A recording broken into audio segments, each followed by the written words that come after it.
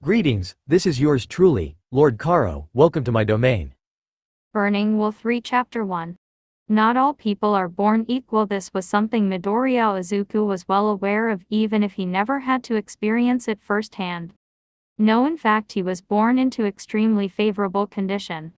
He had a powerful quirk, and in terms of money he wanted for nothing. But he would never let this get to his head. No, for an arrogant hero wasn't a good hero in Izuku's eyes, and he didn't just want to be a good hero, he wanted to be the best. As it was the last promise he made to his mother before she succumbed to her illness. And as it was the last promise he ever made to her, he intended to keep it. Izuku, come closer. Inko Midoriya was in her bed hooked up to machines doing their best to keep her alive. At hearing his mother's request, he obliged and got right next to his mother. Yes, mother.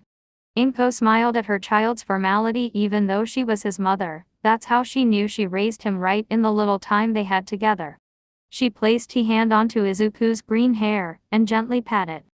I need you to listen closely. I don't have much time left, so I need you to do some things for me. Izuku's heart tightened at hearing his mother admit to him that she was running low on time. But he absolutely would not cry. He refused to make this about himself. Yes, anything. Inko smiled at Izuku again. What a strong child she got, but even so she hated to do this to him. Tell me, Izuku, do you know why you were born stronger than others, and with a powerful quirk to match? Izuku had never actually got that hard about it before. Actually, he was born stronger than the other children. Why, when he was 3 he was told he could lift extremely heavy rocks that an adult would struggle to lift. He was also born with a quirk completely unrelated to either of his parents. While his dad could breathe fire and his mom could move small objects towards herself, Izuku's quirk let him light any object he held on fire without damaging what was on fire or himself. But the fire was very hot to anyone or anything else.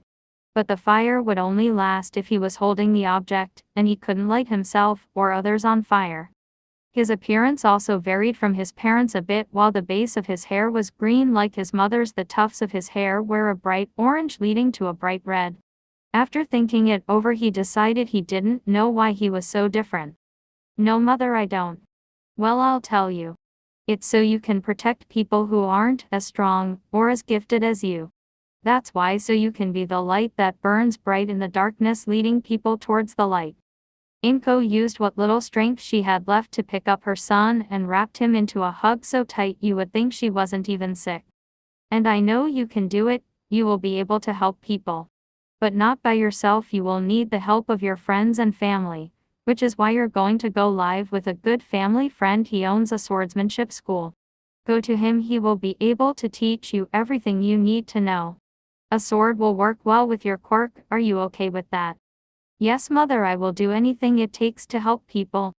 Inko let go of the hug and looked deep into her son's green eyes that had an outline of red. Unfortunately, I won't be able to be there when you're lifting people out of their darkness, so I need you to promise me that no matter what you will do your best. Inko held out her pinky finger in attempts to make a pinky promise with her son, and without even a moment's hesitation her son made the pinky promise. Inko smiled and was about to lie back down, but before she did she was wrapped in a soft yet firm hug from her son, who was doing his best not to cry still. But he was failing, so instead he let out silent sobs into his mother's top, hoping that she wouldn't notice. She did, however, and hugged him back. And they stayed like that until she needed to lie back down. 5 months later, Inko Midoriya had finally passed away peacefully in her sleep, leaving her son all alone. Although his father was still alive, he was a retired hero who became a drunk when he found out Inko was terminally ill and no longer wanted anything to do with his son, especially after Inko died. So instead, Izuku was sent to live with his mother's family friend, who he apparently met when he was much younger, but he didn't remember. So here he was now standing outside of someone's house who he barely remembered, with his All Might suitcase that contained what little belongings he owned. Izuku got on his tiptoes and pressed the doorbell. Although he didn't hear the doorbell ring, apparently someone did, as he soon heard the sound of approaching footsteps. And when the footsteps reached the door, it suddenly swung wide open, and staring there was a man about 25 or so. And when he looked at Tanjiro he froze for a second but then soon regained his composure. Are you lost, young man? Izuku stiffened at the of the man who towered over him. It's not that the man looked threatening, quite the opposite actually. It's just that Izuku wasn't too entirely sure if he was dropped off at the right house and didn't want to waste some stranger's time. I don't think so, sir. My name is Izuku Midoriya. And I'm looking for someone named Tanjiro Kamado. I was named after an old relative of mine. Oh Izuku, I knew you looked familiar. Why, I haven't seen you since you were a baby. Look at how much you've grown. Why, how old are you now? Izuku took a sigh of relief, realizing the fact he was at the right place. I am 9, sir.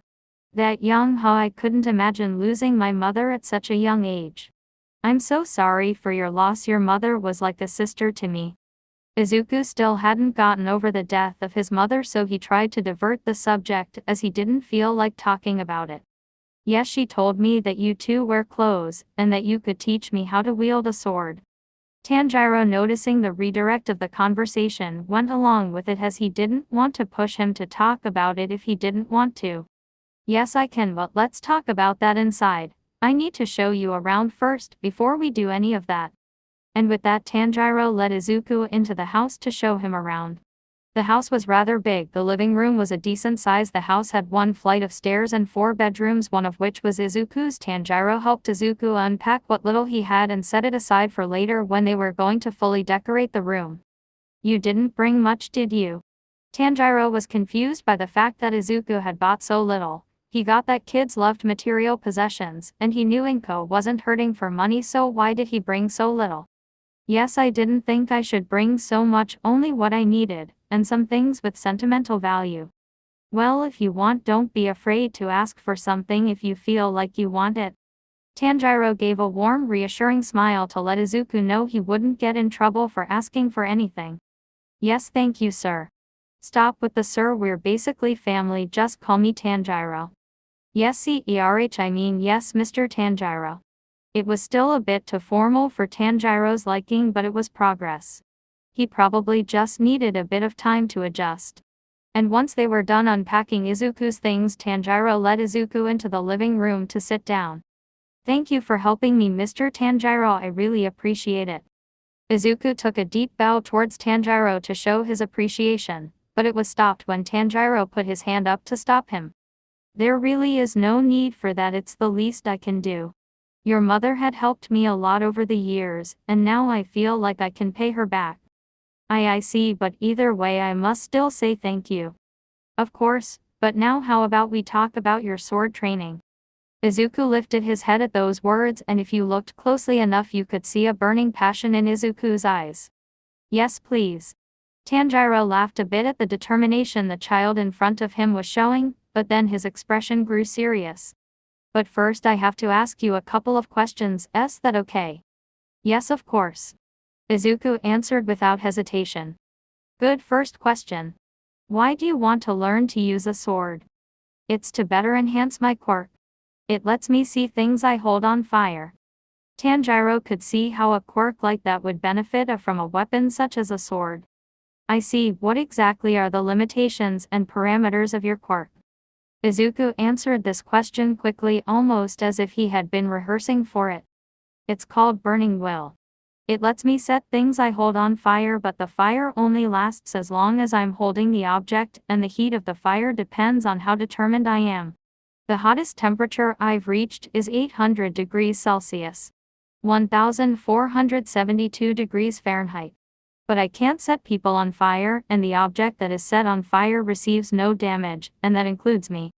I see, that is quite the interesting quirk. With those parameters a weapon would definitely come in handy, but I digress. Next question, what would you use this for? After all, it wouldn't come in handy in regular day life. This was another question Izuku was able to answer quickly. It's because I want to be a hero. I want to help others who cannot help themselves, no matter what it takes. Tanjiro's stern face started to be replaced by the soft smile that it adorned before this conversation. I see, that's a great answer. Well then, I suppose there is no time like the present, follow me. Tanjiro stood up and began walking towards the room's exit. at a slow pace waiting for Izuku to catch up. What right now? Izuku asked. Of course it's still rather early. Now are you coming or what? Why yes of course. Izuku scrambled to quickly get up to follow Tanjiro. After a couple of seconds of walking they ended up in the backyard. It was rather big with trees surrounding the outskirts of the garden, but the most notable feature was the medium-sized looking house at the far end of the garden. It looked like a small traditional-style Japanese dojo. Tanjiro led both of them into the small building and inside. The inside was a nice size, not too big not too small, and from the looks of it there were only 2 extra rooms in the building that Izuku assumed must have been extra storage space.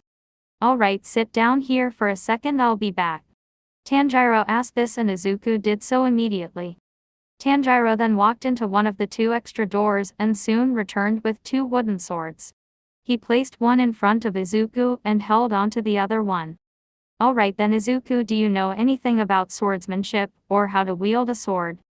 No Mr. Tanjiro, I'm afraid I do not. Tanjiro thought over this and decided that teaching him the basics was what he was first going to have to do. Alright then, stand up and get into a battle stance with your sword. Izuku did as he was told, and got into a position with the sword that he felt was natural. Tanjiro walked over to Izuku and put his hands on his arms. Not bad, but relax your arms a bit and square your shoulders. Izuku once again did as instructed and after not long had a pretty airtight battle stance. Not bad Manny, this won't be as difficult as I first thought. Kid seems like a natural talent. Got Tanjiro. Alright, what I want you to do now is attack me full strength. But don't use your quirk, my sword is wooden, and so is the dojo. Izuku seemed confused at the request. After all, they had only just started with the basics. Are you sure? I don't think I'll be able to do much. Izuku said. It's fine, this is just to gauge how much natural talent you have. It'll let me know if I need to go easy on you or not. Tanjiro said in a joking tone. With a nod of affirmation from Izuku, Tanjiro got into a defensive position as he didn't plan on attacking Izuku this early into their training. They both stood still, the air full of tension, but neither made a move just yet. Tanjiro realized Izuku wasn't just going to rush in blindly. He decided to make the first move. He was going to take a step to the left, but as soon as his foot twitched, Izuku was almost immediately right in front of him, which caught him off guard. Tanjiro could tell that none of Izuku's strikes were going to be random or godless, as the first strike he tried to make was aimed towards his knee. But unfortunately for Izuku, Tanjiro was able to block the strike with what seemed to be little effort. But Izuku still wasn't done yet, as he made multiple precise shots to multiple of the body's weak points, but unfortunately all of them were blocked or diverted. This went on for 5 minutes until Tanjiro told them to take a break. You're so fast, Izuku said in an out-of-breath tone. Well, I have been doing this for years. I wasn't exactly expecting you to beat me in a 1v1 just yet. In fact, I wasn't expecting you to do half as good as you did out there. Are you sure you haven't taken lessons before? Of course, Mr. Tanjiro, I would never lie to you, or anyone for that matter. I just aimed for the places I got it would make the most sense to strike. Tanjiro could tell he wasn't lying. He always had a nose for this kind of thing, and he could tell there was no deceit in his words. Well then, you certainly are talented, more so than me when I was your age. Izuku brightened at these words. He was worried that he wouldn't have any natural talent for it. But if his teacher said he did, then he must at least be half decent. Really, you think so? Izuku asked. Trust me, I know, so I'm sure that by the time you join a hero school you will have far surpassed me. Tanjiro smiled at Izuku, who looked positively beaming with excitement. He reminds me of him so much they couldn't possibly be related. Tanjiro thought to himself. Well then, how about I show you what you did wrong and how you can improve? I would greatly appreciate that, Mr. Tanjiro. Izuku took a deep bow, and when he looked back up there was no mistaking the fire in his eyes as anything less than pure determination. 2 years later. The clashing of metal on metal sounded in the small dojo in Tanjiro's garden. Inside of the little dojo you could see both Tanjiro and Izuku in a heated battle, both going at 100%. Damn, he's really progressed these last couple of years. I'm actually losing ground.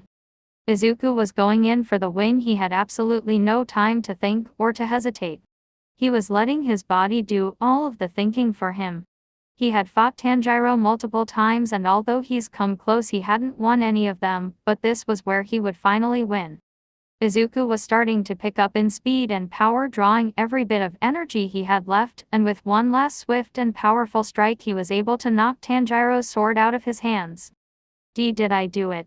Izuku was still on guard with his sword in hand, breathing heavily. He was exhausted. This battle went on for 20 minutes. His hands were shaking and his vision was blurred. But he wasn't going to drop his guard until the match was called. Yes, you did. You finally beat me. And as soon as he heard that, Izuku fell to his knees and tried to get as much air into his lungs while still using the breathing technique Tanjiro had taught him.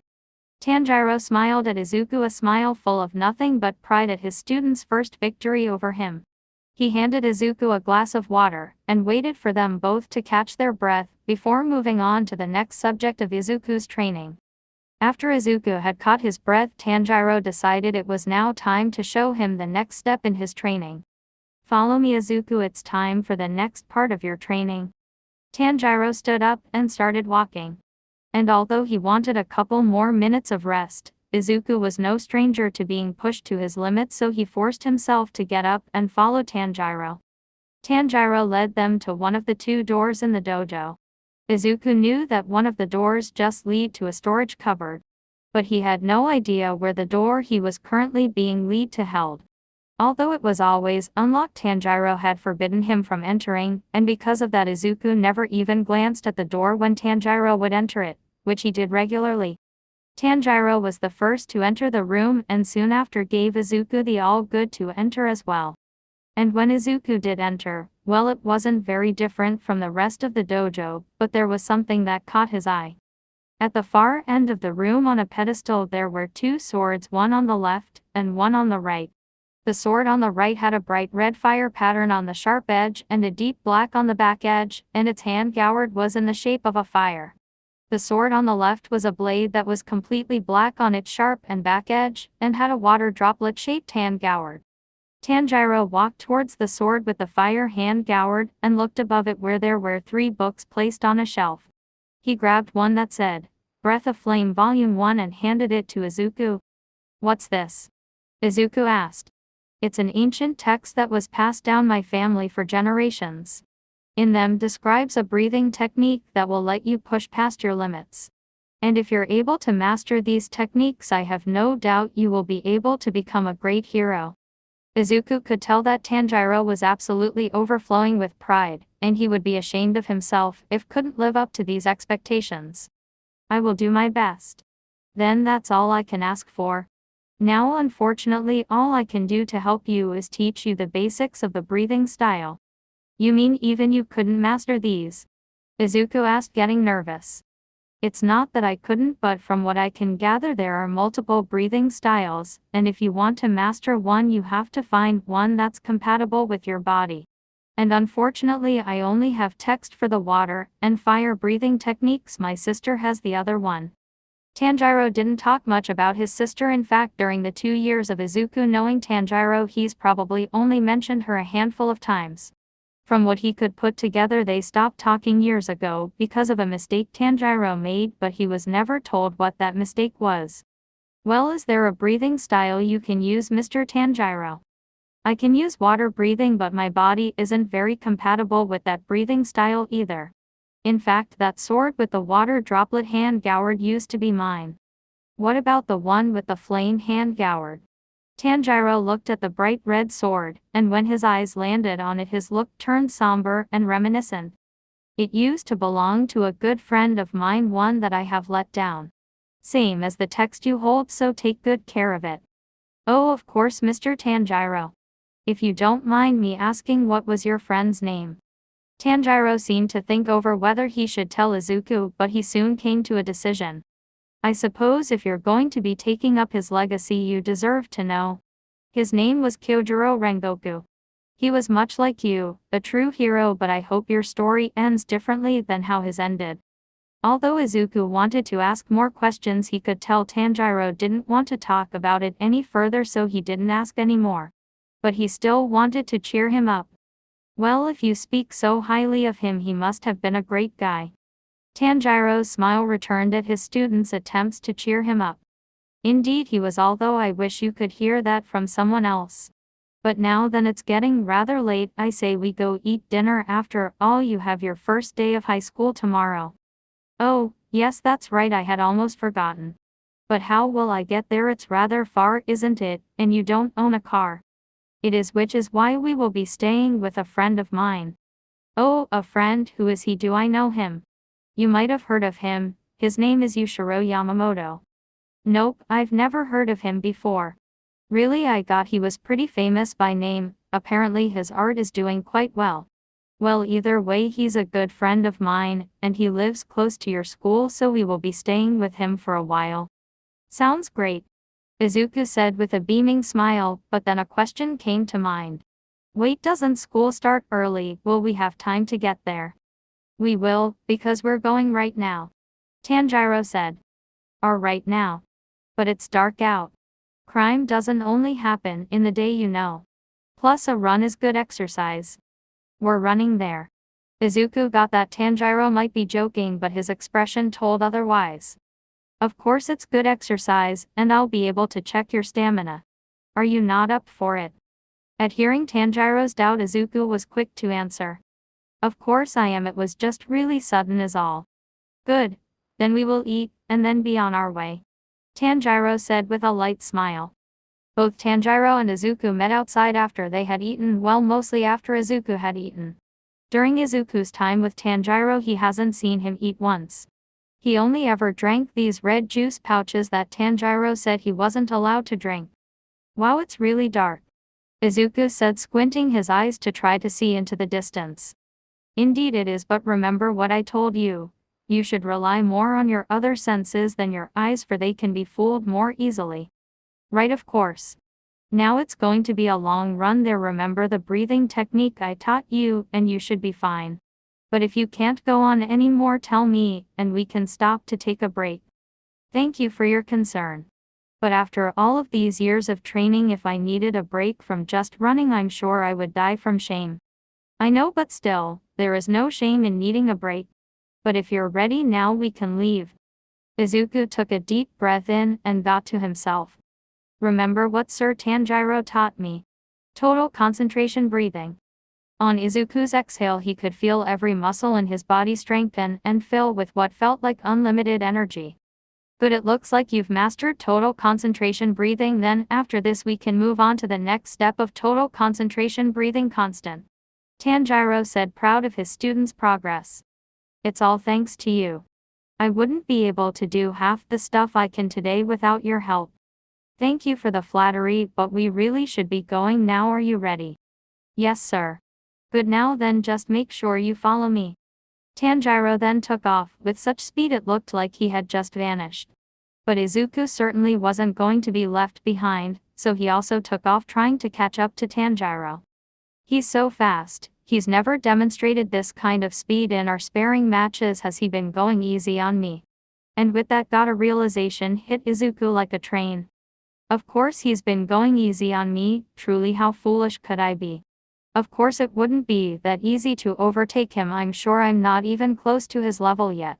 Izuku smiled to himself. But that just means that there's more for me to learn. I need to show that I'm worthy of being his student, and being this far behind him isn't showing that. Come on, move faster, control your breathing, and set your heart ablaze. After that last thought from Izuku, his speed started picking up drastically, leaving an orange and red streak behind him. Tanjiro was getting worried that he was going too fast for Izuku. He only went this fast to show Izuku that there was always more room to grow. But maybe he felt discouraged by the huge gap that was still between the two. But that fear was clearly unfounded, because after a while he could see Izuku starting to catch up to him. And here I was doubting him. I should have had more faith in him. Tanjiro smiled to himself, and was once again proud of the continuous progress his student was making. Well then, let's not put his resolve to waste then. Tanjiro and Izuku both ran for roughly an hour until they reached their location. Their location was a huge building that looked to be around 3 to 4 stories high. All of the windows had their blinds closed so it was impossible to see inside.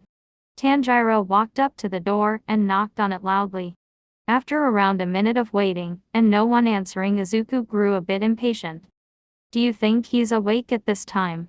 He will be here soon. He's just a bit paranoid so it takes him a while to open the door. I see. After around another minute of waiting, Izuku could hear footsteps approaching the door. And after a while of what sounded like deadlocks being unlocked, the door slowly opened and the person standing there wasn't anything like what Izuku had expected. Is that really the Miyushiro Tanjiro was telling me about? He looks so old. Is he Tanjiro's grandfather? The man that opened the door looked to be around 80 to 90. His skin was wrinkled and he only had 3 strands of hair. Tanjiro said he painted, but it doesn't even look like he can pick up a pen. Lucky for Izuku, his answers were answered when Tanjiro and the old man started talking. Oh, hello Ubayashiki, I didn't think you would be awake at this time. Is Yushiro in right now? Tanjiro said with a downcast expression. When the old man, now known as Ubayashiki, saw Tanjiro, he looked at him with what he could only assume was a glare. Sigh. Yes, he is in. Follow me. Tanjiro nodded and followed the man, who walked back into the house with Izuku following not too far behind both of them. While walking, Izuku could feel the tension in the air and decided it might be best if he tried to say something. Hello sir, my name is Izuku Midoriya, it's a pleasure to meet you. Izuku said with a cheerful demeanor. The old man turned around to look at Izuku and his scowl turned into a light smile. Why hello there Midoriya. How rude of me not to introduce myself. My name is Kiryu Ubayashiki, it's a pleasure to meet you too. Izuku smiled at the fact that it seemed like he was getting the tension to die down, and he even heard Tanjiro take a sigh of relief. You know, young man, you look familiar, but I can't quite place my finger on it. My memory just isn't what it used to be. Ubayashiki said with his hand on his chin, trying to recall what his memory has long since hidden. I'm sure it will come back to you soon enough, and then you can tell me all about it. Why yes, I'm sure you're right. After their talk they arrived at a door that was rather deep in the house. Ah, we're here. Ubayashiki said as he went to knock on the door. When he did, they could hear a voice shout from the other side. Go away Ubayashiki, I'm busy right now. We have visitors Yushiro, let's try not to be rude. Ubayashiki said, scolding the voice on the other side of the door. So that's Yushiro, he sounds younger than Ubayashiki, maybe it's his grandson. Tanjiro thought. Visitors, who is it? The voice yelled back. It's Tanjiro and another young gentleman. After what Izuku assumed was a sigh, he heard the man on the other side of the door approach it and unlock even more deadlocks. Wow, Tanjiro wasn't kidding, Mr. Yushiro really is paranoid. Izuku got to himself. When the sounds of locks being unlocked had ended, the door opened, and out stepped Yushiro. He was a young-looking man, rather sickly looking as his skin was extremely pale. His eyes were a lavender purple and his hair was a dull light green that went down to a pure black. Tanjiro, what are you doing here? Did you not receive the last shipment I sent you? You could have just mailed me. Tanjiro was about to speak but was interrupted when Yushiro saw Izuku. Who is this, and what's he doing in my house? Yushiro asked with a hint of hostility in his voice. Yushiro, this is Izuku Midoriya. Izuku, why don't you introduce yourself? Tanjiro said, promoting Izuku forward. Hello Mr. Yushiro sir, my name is Izuku Midoriya, I've heard good things about you. Tanjiro said while bowing. But Yushiro barely spared him a glance as he went back to talking to Tanjiro. Okay, but doesn't explain what he's doing here. You know I don't like strangers in my house. Yushiro, don't you remember we talked about this over mail? You said we could stay here for a while. What are you talking about? I'm sure I'd remember something like that. See, look. Tanjiro pulled a letter out of his pocket and gave it to Yushiro. Yushiro looked over the letter for a bit before handing it back to Tanjiro. I didn't write that. That looks nothing like my handwriting. Look, even the signature is all wrong. Yushiro pulled out another plain piece of paper and wrote down his signature on it and handed it to Tanjiro. Tanjiro looked at both pieces of paper before realizing that Yushiro was right. The signatures were different. Although not as different as Yushiro claimed they were. Well, if you didn't write it, who did? I did. A new feminine voice from behind said. All of them turned to face the new voice. And when Tanjiro saw who it was, his eyes widened, and he dropped both pieces of paper he was holding. And Nezuko. 3 Chapter 2. The air grew extremely heavy and the atmosphere grew so thick you could probably cut it with a knife. Tanjiro seemed shaken to his core but somehow managed to get words out. Nezuko, what are you doing here? I thought you didn't live in Japan anymore. Tanjiro said without making eye contact. I only moved back a couple of months ago. I asked Yushiro if I could stay here and he was nice enough to oblige. Well, if you're back, does that mean that you couldn't? No, I searched everywhere but I couldn't find a cure. Hearing this, Tanjiro looked downcast and his body went lax. What's going on? Is that Mr. Tanjiro's sister? And what cure? Neither Mr. Tanjiro or Miss Nezuko look sick. Could it be for Mr. Yushiro? Is that why he looks so pale? Maybe I should ask. Izuku got to himself. Excuse me, I'm sorry to interrupt but I'm afraid I'm a bit lost in the conversation. Are you looking for a cure for Mr. Yushiro? Nezuko and Yushiro looked at Izuku seemingly confused in the what seemed to be random question. What are you on about? The cures for Tanjiro and Nezuko? For them, but they don't look sick to me. Yushiro was now more confused than ever, and if you looked close enough you could see the gears turning in his head before they came to a grinding halt in realization. He then turned to Tanjiro and pointed an accusatory finger at him. You mean you haven't told him? He didn't need to know yet. Tanjiro looked away from Yushiro, not meeting his intense glare. Yushiro was about to say something or more from the looks of it, about to yell something, but was interrupted by Nezuko before he could. When did you plan on telling him? I'm not sure. Alright. This was the first time Izuku had ever seen Tanjiro frustrated or panicked, two emotions he didn't like seeing from anyone. Now I'm even more confused. Is there something Mr. Tanjiro isn't telling me? Izuku was about to ask another question, but before he did he felt a hand on his shoulder. How about I show you to your room, young man? It seems like those three have a lot to talk about. It was Ubayashiki who put his hand on Izuku's shoulder and had started guiding him away from the current conversation. Right, of course, I'm sure I'll be filled in later. Izuku tried to remain optimistic despite his growing concerns. Ubayashiki led Izuku to the top floor of the house and showed him to an empty room that only had a bed, desk, chair and a couple other bare essentials. You can stay here in the guest room, it's not much but it should do for now. Ubayashiki said in a cheerful tone. Yes, you have my thanks. Izuku walked over to the middle of his room to get a better look of it. Now then, you try to get some rest and don't worry about those three. I'll go down there and try to calm things down. Thank you. Tonight has been a confusing one, but I thank you for your hospitality despite that. Izuku bowed to Ubayashiki, who nodded in return, and then exited the room. Izuku opened his suitcase that contained only a couple of pairs of clothes and took out his pajamas and proceeded to get changed into them. Once he had done that, he lied on his new temporary bed and basically sunk into it as the stress of the day exited his body. Sigh, what was all this about? To say that this night was confusing was an understatement, but I'm sure I'll be filled in tomorrow. Izuku got to himself as he drifted off to sleep. The next morning, Izuku was sleeping peacefully in his new room after finally managing to get comfortable, but unfortunately for him that was soon about to ruin as he was rudely awakened. Hey, wake up. Izuku awoke to the feeling of his face being lightly slapped a couple of times on one cheek. Huh? What's going on? What's happening? Izuku sat up in his bed and wiped the drool away from his face and tried to stop slurring his words. Wake up, you slouch, it's morning. When Izuku's eyes had finally adjusted to the horror of being awake, he looked to see who it was that was talking to him and saw that it was Yushiro. Oh, good morning, Mr. Yushiro. Is it morning already? It is. Now get dressed and meet us all downstairs in the kitchen. Izuku was about to say that he had no idea where the kitchen was, but Yushiro left the room before he could. Okay, then it looks like I'll have to search for the kitchen. Oh well, a little adventure never hurt anyone. Izuku got to himself. After getting dressed into his new school uniform, he started his search of the house in hopes of finding the kitchen.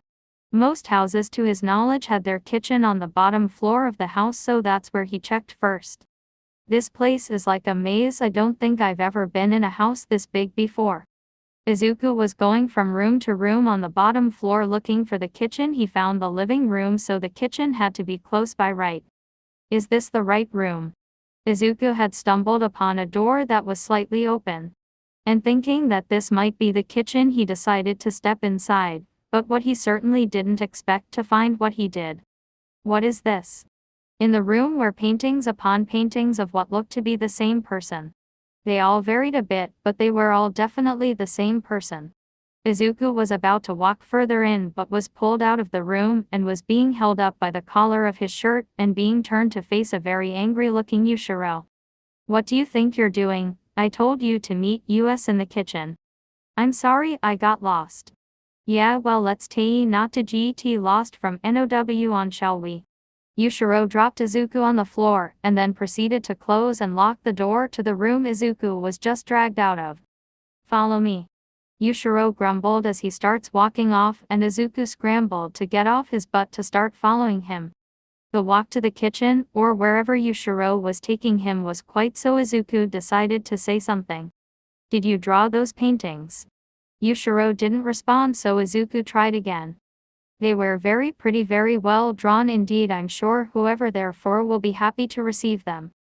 They're not for anyone. Now be quiet, we're almost there, and then you can annoy someone who isn't me. Yushiro said this, leaving no room for argument, so Izuku was quite the rest of the way there. It didn't take that long for them to reach the kitchen, but as soon as he entered he could feel the tense atmosphere from yesterday returning, although not as powerful as it was yesterday. He looked over the room and spotted Tanjiro, who for the first time since Izuku met him looked exhausted. And across from him was his sister, who looked very upset. Neither of them seemed to notice Izuku enter, so he thought he should make himself known and try to lighten the mood. Good morning, everyone, it's a beautiful day out, don't you agree? Izuku and Nezuko both now noticed Izuku, and did their best to put on a smile. Oh, good morning, Izuku. And yes, it is a beautiful day out, but why don't you come take a seat? Izuku did as asked and took the seat that was in between Tanjiro and Nezuko. Izuku, you had time to introduce yourself to my sister yesterday. No, I didn't get the chance, but you know what they say, there's no time like the present. Izuku turned around to look at Nezuko, and introduced himself to her. Hello, my name is Izuku Midoriya, it's a pleasure to meet you. Nezuko grew small but genuine smile at Izuku's energetic introduction, and then introduced herself. Why, hello there Midoriya, my name is Nezuko Kamado, it's a pleasure to meet you as well. Nezuko seemed to notice something about Izuku as she squinted her eyes at him and seemed to study him for a couple of seconds. What's wrong? Do I have something on my face? Izuku began wiping his face with his hands, trying to get off whatever Nezuko was staring at, but he was stopped when she cleared the confusion. No, it's nothing like that, you just look like someone I used to know is all. A lot of people have been saying that recently. I must have a very common face. Izuku joked, getting a bit of a giggle out of Nezuko. Oh, you must be hungry, how about I make you something to eat? Nezuko offered. Thank you, I would appreciate that. Izuku said with a bright smile. Nezuko smiled and got up to look around the kitchen for something to cook, leaving Tanjiro and Izuku alone for a bit. Hey Izuku, when you get back from school today we're going to have to talk. Tanjiro said this in a serious tone, but underneath that Izuku could sense a small amount of fear. Of course, but if you don't mind me asking, what about? It will be about my past, and who I really am. You mean your name's not actually Tanjiro? After Izuku said that, you could hear Nezuko chuckle lightly in the background. And if you looked carefully enough you could swear you saw Yushiro's lips curled up slightly for a moment before his scowl returned. No, not like that, my name is actually Tanjiro. I meant like who I am as a person. Oh, I see, but I already know who you are as a person, you're a great guy that loves to help people. Izuku said with a bright and pure smile. Tanjiro also smiled, but his was a sad smile. Well, you're half right. Tanjiro said with his eyes downcast. Nezuko walked back over to the table with a bowl of cereal in hand and placed it in front of Izuku. Here you go, it's not much but I'm afraid it's all I know how to do. Nezuko said this with a hint of embarrassment, but Izuku wasn't picky about what he ate. Thank you very much, you've done more than enough, Izuku said before he started eating his cereal. After Izuku finished his cereal, he looked at the time and realized that if he didn't leave now he would be late for his first day of school, and he didn't want to leave a bad impression on his first day. Thank you very much for the food, Miss Nezuko, but I'm afraid I must be going now or else I'll be late. Izuku was about to leave, but was stopped by Tanjiro. Wait, do you even know the way there? Tanjiro called out, stopping Izuku dead in his tracks. Does anyone happen to have a map on hand? Izuku asked while scratching the back of his head. Of course no one did have a map, but that wasn't a problem as someone was about to volunteer to escort him there. I'll take him. Yushiro volunteered. Are you sure? I got you hated going outside. Tanjiro asked. I do, which is why this is going to be a one-time thing. Yushiro then turned to look at Izuku. Which is why you had better remember the route there because I won't be taking you again. Thank you very much, Sir Yushiro, I'll do my best to remember the path there. Izuku said this while giving a deep bow to Yushiro. Yushiro just grumbled to himself and turned to leave with Izuku following close behind. As they left the house, Yushiro put on a type of sunscreen Izuku had never seen before and got dressed into a pair of clothes that hid a lot of skin. What's all of the clothes for? Izuku asked. I don't like being seen in public. Yushiro grumbled back. Oh, well, what about that sunscreen? I've never seen that brand before, and it's not really that bright out for sunscreen. That's because I made it myself, and I have very sensitive skin. Izuku was about to ask more questions but was interrupted by Yushiro. Would you please stop asking questions, because this trip would go a lot faster for me if you did. Izuku picked up on the very clear sign that Yushiro didn't want to talk and decided to save his questions for later. While he really doesn't like talking, he must be very shy. It must be because he doesn't know me that well yet. Izuku got to himself. The rest of the journey to Izuku's school was quite only occasionally interrupted when Yushiro was making sure that Izuku was memorizing the path here. After a 20-minute walk, they had reached the entrance of the school. We're here, now I'm going home, Yushiro said as he started walking away from Izuku. Thank you very much, Sir Yushiro. Izuku waved goodbye but did not receive one back. Yup, no doubt about it, he must be very shy. Izuku got to himself, coming to the conclusion that the reason Yushiro didn't wave back was because he didn't want to stand out on the crowd. Tanjiro walked into his new school, and in all honesty it was kind of overwhelming. He was homeschooled most of his life, and seeing so many people was making him feel pretty nervous and yet excited at the thought of how many new friends he could make. Let's see, I'm looking for classroom 12. Izuku got to himself as he went from door to door looking for one that had 12 written on it. Luckily it didn't take long for him to find it. Oh, classroom 12, this is it. Izuku knocked on the door waiting for someone to answer, and someone did. Hello young man, are you part of this class? A middle-aged man, presumably his new teacher, asked. I believe so, sir, as I was told to head to classroom 12. Then yes, you are in the right place. Why don't you come in and find a seat? We don't do seating plans here. I would be happy to. My, such good manners. The teacher complimented. Izuku walked in and saw that most of the seats were already taken aside from one that was next to a spiky-haired looking blonde. Izuku walked up to him and introduced himself with a bright smile. Hello there, my name is Izuku Midoriya, it's a pleasure to meet you. You wouldn't mind if I took that seat next to you, would you? Izuku reached out his hand for a handshake, but the spiky-haired blonde smacked it away. You can sit wherever you want, I don't care, just don't get in my way and we won't have any problems. Despite the blonde's aggressive attitude, Izuku's smile didn't waver the slightest bit. Ah, a competitive spirit, that's a good thing to have. I hope we can become friends in the future. The blonde just scoffed at him. And Izuku took his seat next to him. Alright, everyone settle down, we have a lot of new faces today, so how about for our first lesson we go around the class and introduce ourselves, our hobbies, interests, and what our quirks are. When the teacher mentioned quirks, the whole class erupted in excitement aside from Izuku, Bakugo, and another student in the back of the class. Okay, Okay everyone, let's settle down, or we won't have time to get around to everyone. Now we're going to do this in order from oldest to youngest, so looking at my list, Katsuki Bakugo, you're up for.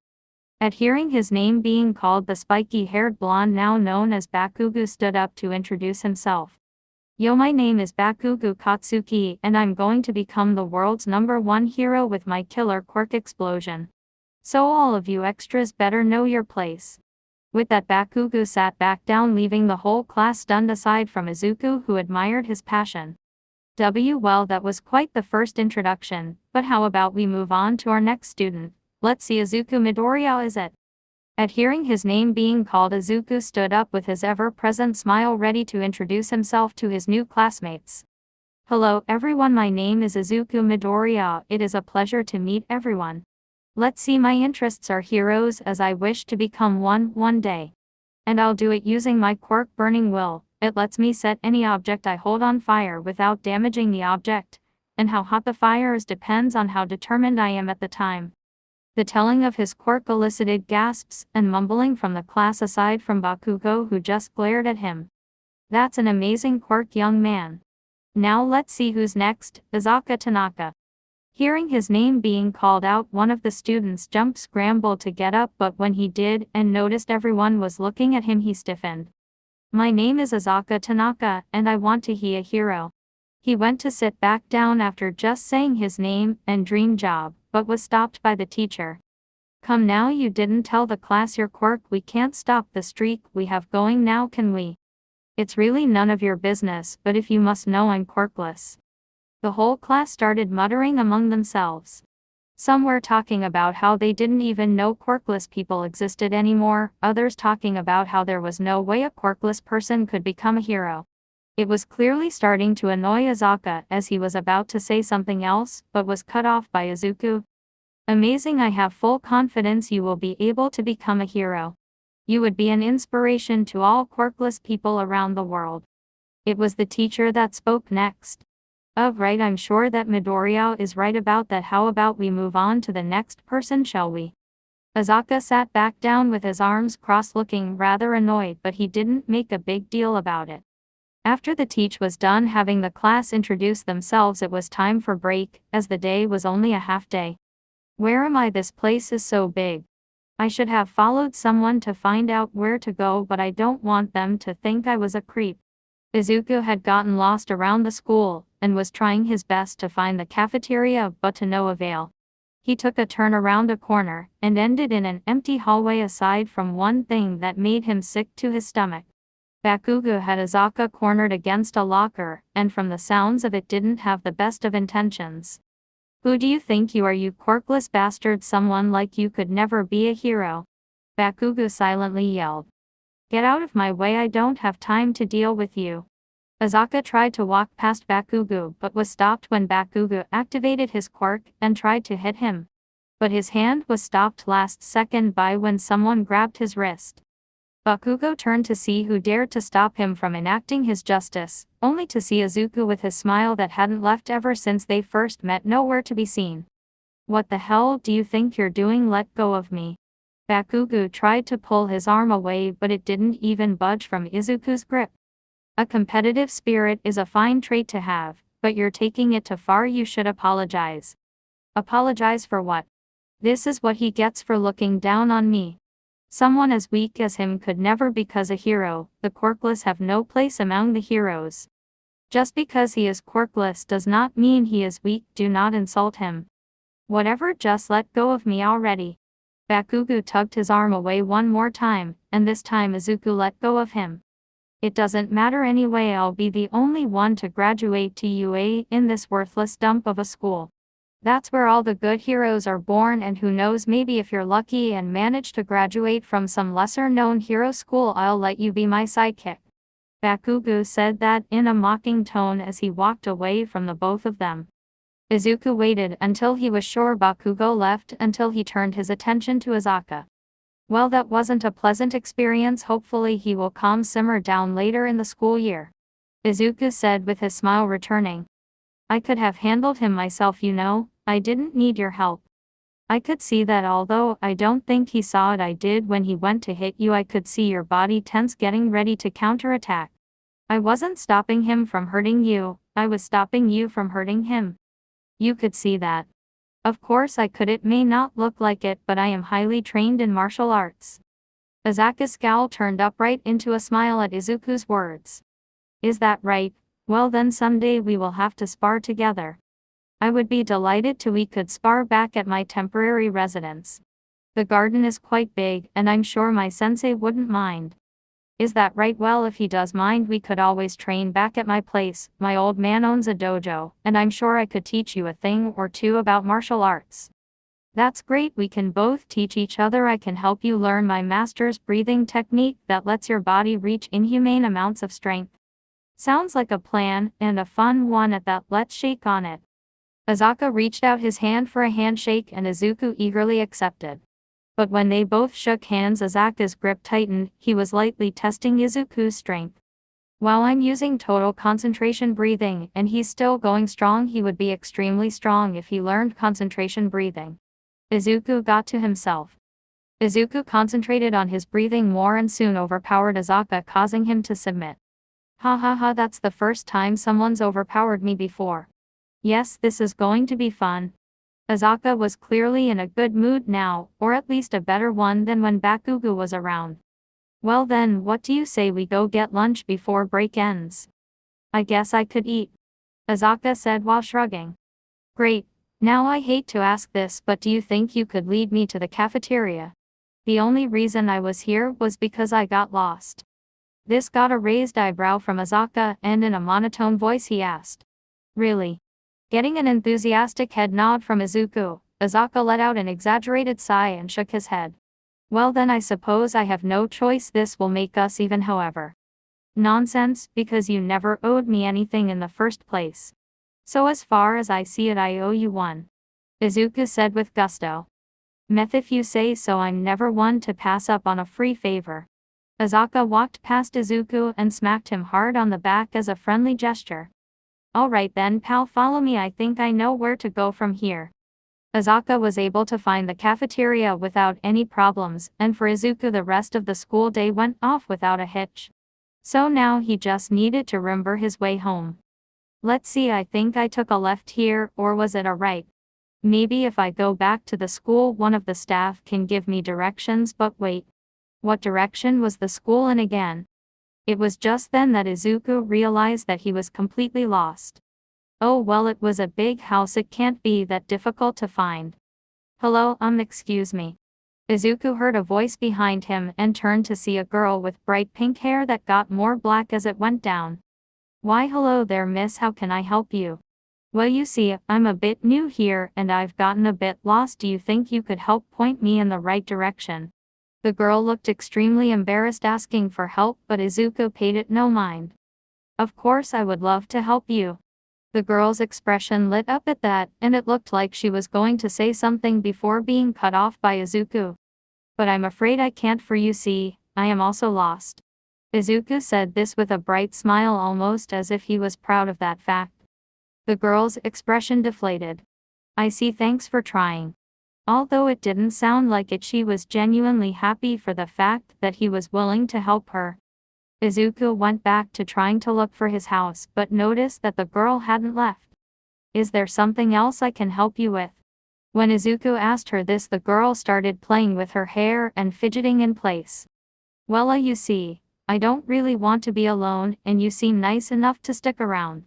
But if you want me to go to, that's understandable. Of course you can stay, in fact if you want I can help you find where you're supposed to be. Or at least keep you company until we find where that is. Really, thank you so much. The girl said while repeatedly bowing. Think nothing of it, and by the way my name is Izuku Midoriya, it's a pleasure to meet you. Or right, of course, how rude of me. My name is Mitsuri Iguro, it's a pleasure to meet you as well. That's a splendid name. Now do you know what we're searching for? Yes, my parents own a diner, and I got lost on my way back from school. It happens to the best of us. Now do you recognize any of the scenery? I think I walked past that street sign on my way to school. Okay then, that's something. Keep pointing out things that look familiar, and then we should be able to end up where we need to be. Alright, let's do this. Mitsuri said, pumping her fist into the air. Ha ha ha, that's the spirit. They both shared a bit of a laugh as they started their search. So how did you end up getting lost? Izuku asked. Well, I'm new here, so I don't know my way around yet all that well. And my parents just opened up a new diner, so they had time to take me to school this morning, but they couldn't come pick me up, unfortunately. How about you? How did you end up getting lost? Same as you, really, minus the part about my parents working at a diner. My guardian is also new here, so he doesn't know his way around to get me. And his friend who took me TP school today doesn't like being seen in public, so it was a one-time thing. Oh really? What school do you go to? Mitsuri asked. I go to Aldera Junior High. Oh really? I go there too. Mitsuri said happily. Wonderful news. We must be in different classes, and that's why we didn't meet. Yeah, that must. Oh look. Mitsuri started running off and Izuku tried to catch up to her. Whoa, you're fast. Where are you running off to? Izuku asked. I remember this place, we're close to my house. Also thanks, my mom always called me an energetic child. We're close, wonderful news. Is that the place? Izuku pointed at a small sign on top of a door that just said City Diner. Yeah, that's the place, come on. Mitsuri ran up to the medium-sized building that looked to be around 2 stories high, and stopped in front of the entrance. Yeah, I'm finally home. Mitsuri yelled while jumping up and down in place. That's wonderful news. I'm glad I could get you here safely. Farewell. Izuku was about to leave, but was stopped when Mitsuri grabbed his hand. Where are you going? You have to come inside. You can use our phone to call your parents. Before Izuku could object, he was already being dragged into the diner. Wow, she doesn't look it, but she's very strong. Izuku got to himself as his arm felt like it was being ripped off by the girl who was pulling him away. When they entered the diner, it was completely empty aside from 2 figures you could barely see through a gap that looked like it led to the kitchen. Mom, Dad, I'm home. When hearing that, the 2 figures ran to the door that led the kitchen to the main dining area. The first figure that ran to the door was a woman, presumably Mitsuri's mother, as she was basically a carbon copy aside from the fact that her mother's hair got green as it went down contrasts to her daughter's that got black as it went down. The second person to run through the door Izuku assumed to be her father. Although it wasn't as obvious, as the only trait he had in common with his daughter was her black eyes. The person who Izuku got to be her mother ran up to Mitsuri with tears in her eyes and wrapped her in a tight bone-crushing hug. Oh my god, Mitsuri, where were you? You were so late. God, I got so worried I closed down the diner. And when I called your school, they said they didn't know where you were. Mitsuri cut off her mother before she could continue rambling. Mom, stop, I'm fine, I just got a bit lost, my friend here. Hell minus. It was Mitsuri's turn to get cut off as her father spoke next. Who is he? Her father said, pointing at Izuku. You're gone for who knows how long, and when you come back it's with a boy I've never met before. Her father was glaring daggers at Izuku, but for some reason he took that as an opportunity to introduce himself. Hello sir, my name is Izuku Midoriya, it's a pleasure to me. Minus Izuku was cut off as a kitchen knife flew just past his head and stuck cleanly into the wall behind him. Although his ever-present smile was still there after the knife hit the wall. You're either extremely brave or extremely stupid to have cut me off like that. Mitsuri, who had just managed to escape her mother's grasp, looked more scared by her father's actions than Izuku did. Dad, stop please, it's not like that. He helped me find my way back when I got lost. Despite his daughter's pleas, it didn't seem like he was listening all too well. That's what they all say. Now move, I'm throwing him out, and if I ever see him here again I swear I will. Mitsuri's dad was about to throw Izuku out, but he was stopped before he could by his wife.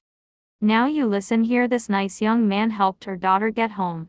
And you repay him by kicking him out. Shame on you. Mitsuri's dad seemed taken aback by this, but soon backed down with, although he was still clearly in a bit of a huff. TCH, fine, but he can't stay long. Mitsuri's mother glared at him for a bit longer until turning her attention back round to Izuku. Thank you so much for helping my daughter get back home safe. If there is anything we can do to repay you, please let us know. Mitsuri's mother said with a bow. Think nothing of it, I'm just happy I could get her here safely. Although I'm not sure why she was afraid for someone who looks so small, she's extremely fast and strong. Oh, she's always been an energetic child. But she's quite harmless. Why, the other day she cried when she accidentally killed a spider that scared her. This got a laugh from both Mitsuri's mother and Tanjiro, but a fierce blush from Mitsuri herself. Her mother looked like she was about to tell another story but was quickly interrupted by Mitsuri. Oh hey Izuku, didn't you need to use the phone or something? Nope, you dragged me in here before I could tell you that no one in my house owns a phone. Mitsuri seemed shocked by this and started apologizing. Really, I'm so sorry, I brought you in here for nothing then and I've just been wasting your time. You probably could have been home by now, please forgive me. Mitsuri looked like she was about to cry, so Izuku was quick to reassure her. Please calm down, it's fine. I enjoyed meeting your parents, you didn't waste my time at all, in fact I've had a great time. Are you sure? I mean, my dad was so rude to you. Mitsuri asked this while sniffing and wiping her eyes with her sleeve. Of course, meeting both of your parents was a treat, even if your father was slightly hostile. Mitsuri just nodded at this, trying to calm herself down. Why do you need a phone? Mitsuri's mother asked. Well, you see, when I first met your daughter I was also lost, and I still currently am. Izuku informed. And now it looked like her mother was about to start crying. At least Izuku now knew where she got it from. You mean you were also lost, and yet you still took the time to help our daughter? Well, when you put it like that, it makes it sound like it's not something every good Samaritan would do. Her mother now had tears in the corner of her eyes, threatened to start a whole waterfall. And so modest to come with me, I'll drive you back home. I'm sorry, miss, but I was told never to get into the car with strangers. It was just then that Mitsuri's mother remembered something. Of course, I still haven't told you my name, how rude of me. My name is Mitsuri Kanroji and my husband's name is Obanayaguro. Our daughter took my husband's last name so there wouldn't be any confusion. And now look, we're not strangers anymore. Those are lovely names, but I'm still not sure if I should get in a car with people I just met. Oh come on, you're already in our house. If we wanted to kidnap you, this would be the perfect place to do it. She made a valid point that Izuku couldn't quite argue with. So with them being so insistent, and him not knowing where he lived, he didn't have much choice but to accept. Okay, well, if you're going to be so insistent, how could I possibly refuse? That's great. Now, do you know what street you live on, and the house number? I do, it's called I live on Tanyo Road, and my house number is 500.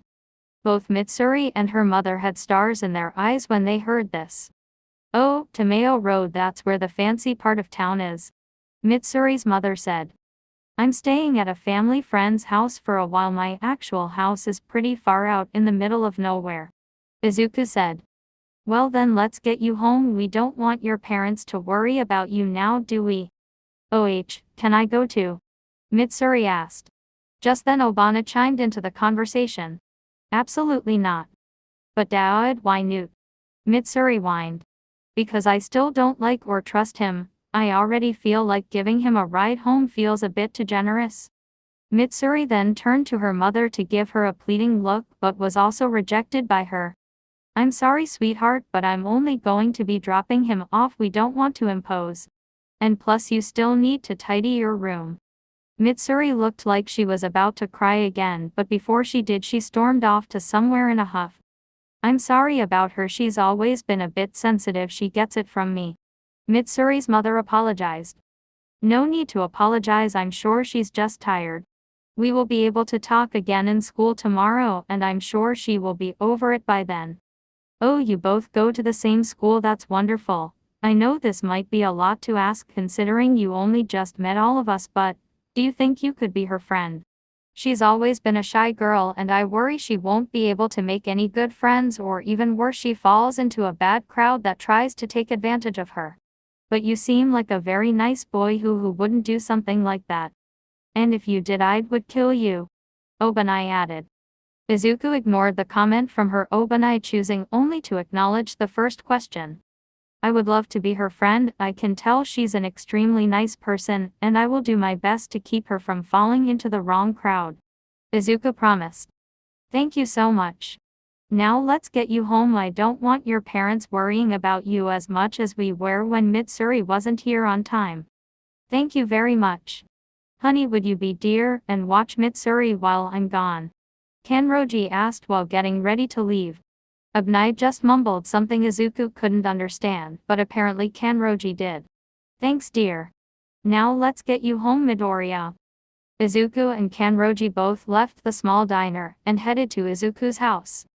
On the way back they mainly divulged into small talk, where Kanroji found out Izuku's quirk, what he wanted to do when he was older, and that he wasn't currently living with his birth parents and after finding that out she was quick to show her sympathy and apologize to Izuku for referring to his guardians as parents, even though Izuku didn't mind, but she still felt the need that it didn't take long for them to reach Izuku's house as it was the fanciest looking one on the street.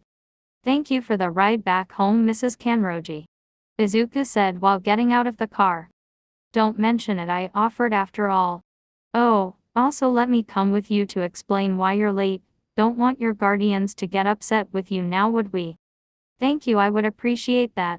They both walked up to the house and pressed the doorbell. It might take them a while to come to the do-minus. Izuku was cut off as the door to the house swung open and standing there was one not very happy looking Yushiro. Izuku, where have you been? You're late. Tanjiro hasn't shut up for the past hour. Oh, Mr. Yushiro, I didn't think you would be the one to open the door. Izuku said. You didn't answer my question. Excuse me, I can explain. Kanroji inserted herself into the conversation. Who are you? Why do random people keep showing up at my house? My name is Mitsuri Kanroji. And young Midoriya here is late because he was helping my daughter find her way back home. Is that why, huh? Sigh, well thank you for coming all this way to tell me. It's nothing really, I just didn't want him to get in trouble for helping us. Well, I'll be on my way now, and Midoriya, you know where we live, don't be a stranger, I'm sure my daughter would love it if you came round to visit. And with that Kanroji left while waving goodbye. Tanjiro waved back until he noticed Yushiro glaring at him. What's wrong? You're not still mad at me, are you? Yushiro kept glaring at him until he turned around to walk back into the house, but not before leaving Izuku with a comment that made him turn beet red. Your first day of school and you already have a girlfriend, kids these days, unbelievable. Probably for the first time ever Izuku was beet red from embarrassment. He tried to explain that the girl he had helped was just a friend. But Yushiro just ignored him. Izuku followed Yushiro into the kitchen and Tanjiro and Nezuko were still there from this morning, although the atmosphere seemed a lot more peaceful than it did this morning. Tanjiro saw Izuku walk in and was quick to ask him questions. Izuku, where have you been? I was worried. Also, why do you look more red than usual? I'm sorry, I'm late, I was helping someone, and I might have also gotten a bit lost. And I'm red for reasons. Although the last answer was a bit vague, Tanjiro was going to leave it alone as he had the main question he wanted to know answered. Well, that's good then, I suppose. Tanjiro's expression turned serious as he continued. Listen, Izuku, it's time I tell you something I probably should have told you a while ago. Why don't you sit down? Izuku nodded and sat down, and Tanjiro sat down across from him. Do you remember the stories I told you of the demons and the demon slayers? Yes, I remember. The demons were man-eating monsters who were wiped out hundreds of years ago by the slayers. Well, that is partially true, but not entirely. What do you mean? While the demons were wiped out years ago, there were a couple of survivors. Really? How do you know? I know because I was there. I know because I helped defeat the demons. I know because I am a demon. Tanjiro said, struggled to get that last part out, and when he did he couldn't make eye contact with Izuku. What do you mean? That can't be true. You said that demons can't step out into the sunlight, but I've seen you outside in the day loads of times. That's because I'm a special kind of demon, one that's immune to the sunlight, both me and Nezuko. Izuku looked over to Nezuko to see if what Tanjiro was saying was true. But she wasn't looking at him, she wasn't looking at anywhere in particular. which was all the confirmation Izuku needed. So does that mean you have killed people? Does that mean that you're still killing people? Izuku asked with horror on his face. Izuku has known Tanjiro long enough to know that he wouldn't tell a joke like this, which in all honesty made what Izuku heard next difficult to believe. No, I don't kill people anymore, but I have. It was when I first turned into a demon I killed my two best friends and my other closest companions and colleagues. What Izuku was hearing was making him sick to his stomach, but he couldn't help but ask more questions. Then what about your sister? Has she killed anyone? Thankfully at that question Tanjiro shook his head. No, Nezuko has never killed anyone before. Izuku could take a sigh of relief at that, but he still had to ask more questions. What happened? How did you turn into a demon? It was our final battle, and we had the king of demons Muzan Kibutsuji cornered. The sun was rising, and he had no escape. But in one final act of desperation to have his dream of eternal life live on, even if it had to be someone else, he turned me into a demon. He knew that there was a high possibility that I would be immune to the sunlight, so when I was trying to pin him down he transferred all of his blood to me, turning me into a demon. I was basically on death's door. I was down and my arm was missing, and I was completely exhausted. I had no strength to fight him off, and what happens next was just a blur. I had felt like I passed out, and when I awoke all of my friends and colleagues were dead, except for one, Nezuko. She had just been cured from being turned into a demon, and must have come to help me, but I must have been too far gone by the time she arrived. And when I awoke from my blood-filled haze and saw her on the ground near death's door, I couldn't bring myself to imagining her dead because of me, so in one last act of selfishness I turned her back into a demon. Izuku was on the edge of his seat in shock. If this story wasn't so horrific, he's sure it would have made a great anime. So is that why you stopped talking to your sister? It is. I didn't think she would forgive me for turning her into a demon, and I couldn't bear the thought of her saying that she hated me for it, even though she had every right to.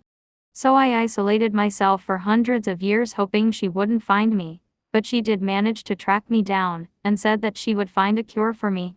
After that she left in search of one, and I hadn't seen her since, until yesterday, that is.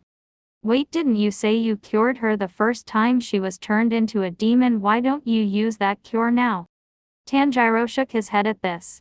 It's not possible. My body breaks down that antidote too fast, and Nezuko refuses to take it until a cure is found for me. This was a lot for Izuku to take, and he didn't really know what to do, so he did what he was best at. I understand that this is a lot, and if you need time I understand, but... Tanjiro was cut off by Izuku. Do you regret it? What? Do you regret it? Do you feel remorse for killing those people? Of course I do. There isn't a day that goes by where I don't regret doing what I did. Then I only have one choice, and that's to forgive you. What? Tanjiro was expecting a lot of things from this conversation, but forgiveness was not one of them. I said I forgive you. You didn't choose to become a demon, and you've regretted your actions for the past who knows how long. I'm sure your friends have forgiven you by now. So it wouldn't make sense for someone who wasn't even there to stay mad at you now, would it? I don't know what to say. Tanjiro was starting to tear up, but Izuku wasn't done. Of course you will still need to be punished. And that punishment includes me finding a cure for you, and you start aging again like the rest of us. After all, I'm sure you've left your friends for long enough, don't you? Tanjiro didn't respond as he was now crying. And Izuku made the executive decision to hug Tanjiro to comfort him. He also invited Nezuko and Yiro to the group hug, but Nezuko was the only one that accepted. All three of them hugged until their arms hurt, but it was mainly Izuku that was being crushed by the demonic strength Tanjiro and Nezuko possessed. Yiro just watched the reaction until his final guts of. They're going to be there for a while. I'm going to my room. Chapter 3. 3 years later. 10 months until UA entrance exam. It was nearing the end of Izuku's time in Aldera Junior High, and almost time for Izuku to join the most prestigious school in all of Japan, UA High. And during the last couple of months Izuku had till then he was working himself down to the bone. But of course he wasn't the only one pushing himself to the limits.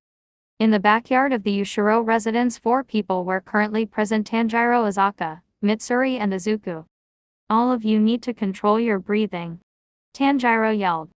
All 3 of his students were current in the plank position with a slabs of some kind of stone on their backs. All of them looked like their arms were about to give, but they were pushing through. It's not exactly easy to control my breathing with a huge slab of stone pressing down on my lung. Azaka was trying to get mouthy but quickly shut up when another slab was dropped on his back. If you have enough energy to get sassy, then you have more than enough energy for another slab. Tanjiro said to the group. Izuku started to laugh at Azaka, but as soon as he did, he found another slab on his back. If you have enough energy to laugh, then you have more than enough energy for another slab. Tanjiro once again said to the group. How much longer we've been doing this for 2 whole eat? Another slab was added to Mitsuri's pile as well. Come on guys, do I really have to say it? If you have enough energy to ask questions, you have enough energy for another slab. All 3 of the students sighed simultaneously, which unfortunately for them caught the attention of Tanjiro. Oh, if my training's too boring for all of you, I suppose I could ask you Shiro to substitute for me instead. This threat covered all of them in a cold sweat, and they all simultaneously yelled. Please, anything but that. This made Tanjiro smile. That's what I got. Anyway, you only have 30 minutes left, you can do it. Tanjiro was doing his best to encourage them, but it wasn't working very well. Only 30 minutes. They all thought simultaneously. So using all of the willpower they had, all 3 of them somehow made it through the 30 minutes. Tanjiro was looking at a stopwatch he was holding, and when it hit its last final rotation, he put an end to their training for that day. Okay, and that's time. Good job everyone. At hearing Tanjiro call time, all of them dropped the slabs on their back and fully laid back on the floor. That was hell. Azaka said. Agreed. Mitsuri confirmed. Come on guys, a little hard work never killed anyone. Izuku said, trying to lift the mood. Just shut the hell up, Izuku. Azaka clearly wasn't in the mood to be in a good mood. Alright everyone, are you going to keep laying on your butts, or are you going to come get a drink? Nezuko walked outside carrying a large pitcher of water with ice and lemon in it. A goddess. Got Mitsuri. An angel. Got Izuku. Water got Azaka. Is what everyone got as they ran to Nezuko to grab a drink of water. Once they had something to drink, they all sat down to relax. Well, that was fun, don't you think? Izuku asked. Yeah, I guess it was pretty fun. Azaka agreed. You guys can speak for yourselves, my arms are killing me. Mitsuri complained in a joking manner, getting a laugh from the other 2. Hey you 2, isn't it about time you headed home? Nezuko asked. Wait, what time is it? Mitsuri asked. It's almost 6 p.m. Nezuko informed. WWHHT, I'm going to be late and Dad's going to get mad again. I'm sorry, but I've got to go. And with that, Mitsuri ran off. Will she be fine? Doesn't she have tendency to get lost? Nezuko asked.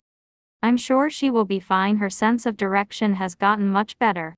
Izuku reassured. Well, if you think so. Oh, what about you, Azaka, will you be alright to head home? Nezuko asked. Azaka didn't answer for a second, just looking down at his feet. If you want, you can stay here if you want. Nezuko was interrupted as Azaka stood up. I'll be fine, I'll head home now. I'll see you at school tomorrow, Izuku. Azaka walked past Izuku and smacked him on the back, and then headed home. Izuku, are you sure he'll be alright? Nezuko asked. If he says he will be fine, then he will be fine, Izuku stated. If you say so. It's just ever since his father passed I've been worried about him. Nezuko said, worried. It's true, ever since then he's hated being alone. He used to tell me about how he hated how his father used to yell at him and make him do menial tasks. But now I suspect that the silence is deafening to him, and not being forced to do those tasks makes him feel directionless. But even still, he is one of the strongest people I know. I know that he will pull through. Izuku was certain his best friend would be strong enough to pull through this. You're right, I'm sure he will pull through. Nezuko said. I'm sure he just needs something to do until you join UA. Tanjiro joined the conversation, after showing Mitsuri out of the house. That's why I made that routine for him. I'm sure it will help until you move into the dormitory. Oh yes, he wanted to thank you for that. He said it's really helped him. Izuku said to Tanjiro. Really? How come he didn't tell me himself? Tanjiro asked. He's a bit too prideful for his own good. He has trouble thanking people, makes him think he looks weak. He didn't even mean to tell me, he accidentally slipped while we were having a conversation once. Once he realized that he slipped, he spent an hour trying to get me to forget he said it. Izuku said. Well, I'm glad it's been helping him.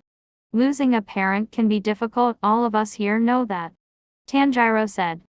Both Izuku and Nezuko nodded at that. Well, why don't we go inside now? Ubayashiki should be done with dinner now. Nezuko said, clasping her hands together. Yes, let's, I'm starving. Izuku said, absolutely starved from the intense training he was doing all morning. 5 months later. In the backyard of the Yushiro residence, the sounds of small explosions and pained yells could be heard. RGH. Azaka landed hard in the ground, leaving a small crater in the ground, which was not his goal. God damn it, stay still Izuku, I can't beat you into the dirt if you keep running away. Azaka started charging at Izuku again with a trail of blue following his whole body as he moved at unimaginable speeds. Flame-breathing third form, blazing universe. When Izuku yelled this, he made a downwards with a blaze of fire following closely behind his blade. Azaka, however, noticed this and wasn't about to let Izuku get a free hit off. Destructive death leg type, flying planet thousand splitter. When Azaka got this, he twisted his body to pick up more momentum and kicked Izuku's sword to stop it. Once they made contact, an explosion of blue and a fiery orange expanded around them, and a crater formed underneath them. Damn, he stopped it.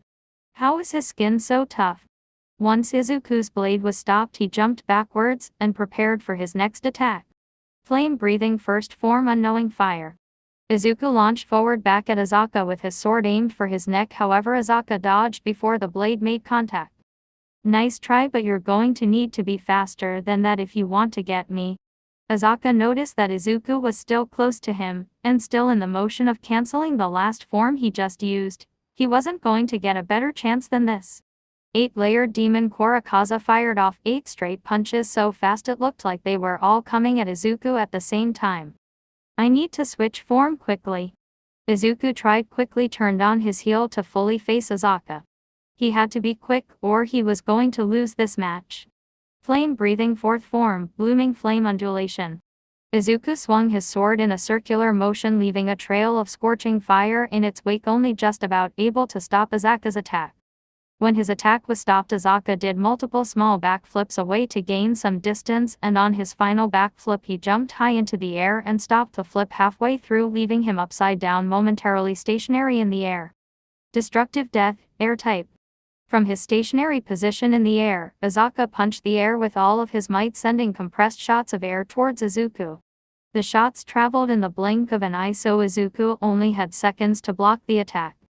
Flame-breathing fourth form, blooming flame undulation. Another spin of the blade left a thick trail of fire behind it, blocking the air strikes. Now it's my chance to get in close while he's in the air. Once the barrage of air strikes had slowed, Izuku ran towards Azaka in an attempt to strike him while he was still in the air. Flame-breathing sixth form, fire that pierces the sky. Izuku thrusted his sword into the air towards Azaka with a thick trail of fire following the sword. Although Izuku's sword was on a direct collision course towards Azaka's chest, he didn't seem the least bit worried, as he used his palm to quickly redirect the direction of the sword. Unfortunately, however, the sword did manage to graze Azaka's abdomen. That's enough, Azaka, you lost. Tanjiro yelled out to the two contestants, ceasing the fight. Once both fighters had heard the final verdict, they stopped what they were doing and looked towards Tanjiro. What? No way, how did I lose? In the what seemed to be endless excitement of the fight, Azaka hadn't even noticed he was cut. You know the rules, Azaka, first one to get a good hit on the opponent wins. Tanjiro pointed to where Azaka was cut. And when Azaka looked at where Tanjiro was pointing, there was indeed a cut there, leaking a small amount of blood. What? No way, damn it. Azaka's fists were clenched in pure anger that wasn't directed towards Tanjiro or Izuku but himself. He felt his anger spike when he felt a hand on his shoulder, but then calmed down when he realized who it was. "Don't worry about it, I'm sure you'll win next time," Izuku said with a bright smile. However, he found his hand being smacked away. "Tch, whatever, get your hand off me, I don't need your pity.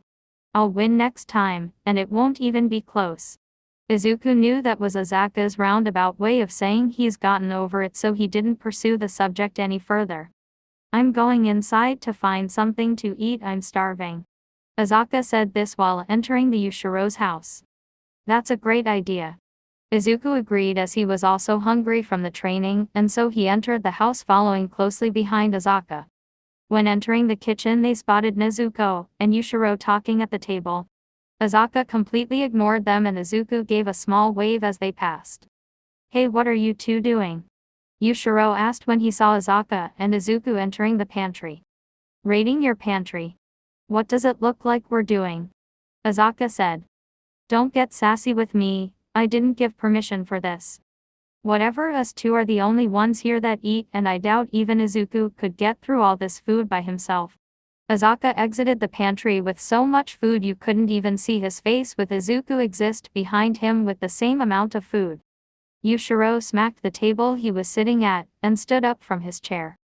"Why do you need so much? There's no way you're going to get through all of that food. Scratch that, there's no way I'm going to be cooking all of that food." Yushiro, calm down. Both of them have been working really hard, I'm sure they will eat all of it.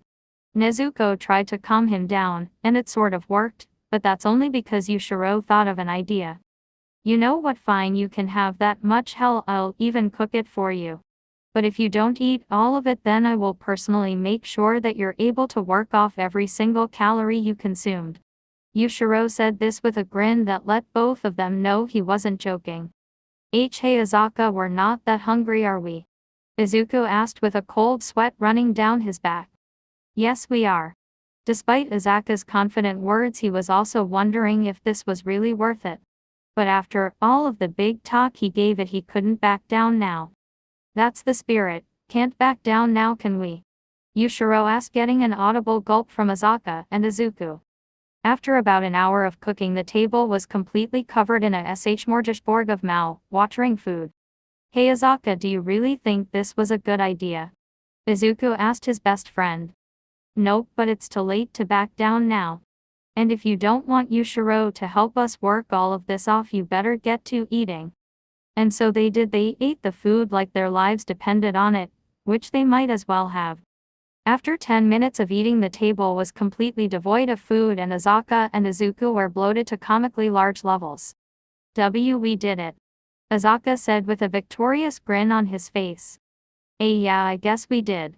Both of them were about to share a fist bump, but were stopped by Yushiro. Tut, not quite yet, boys, you missed something." Yushiro slid a plate forward on the table that had one singular slice of pizza. "And no, you cheated." Azaka accused Yushiro of foul play, which he denied.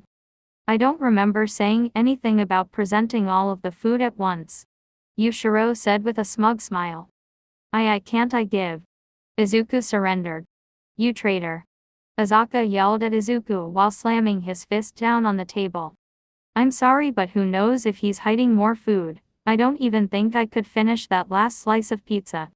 "Whatever, I don't need you, I can do this by myself." Azaka reached for the last slice of pizza. I can do this, I can do blurhhggg. As soon as Azaka tried to take a bite of the last slice, he threw up onto the floor next to himself. And disqualified.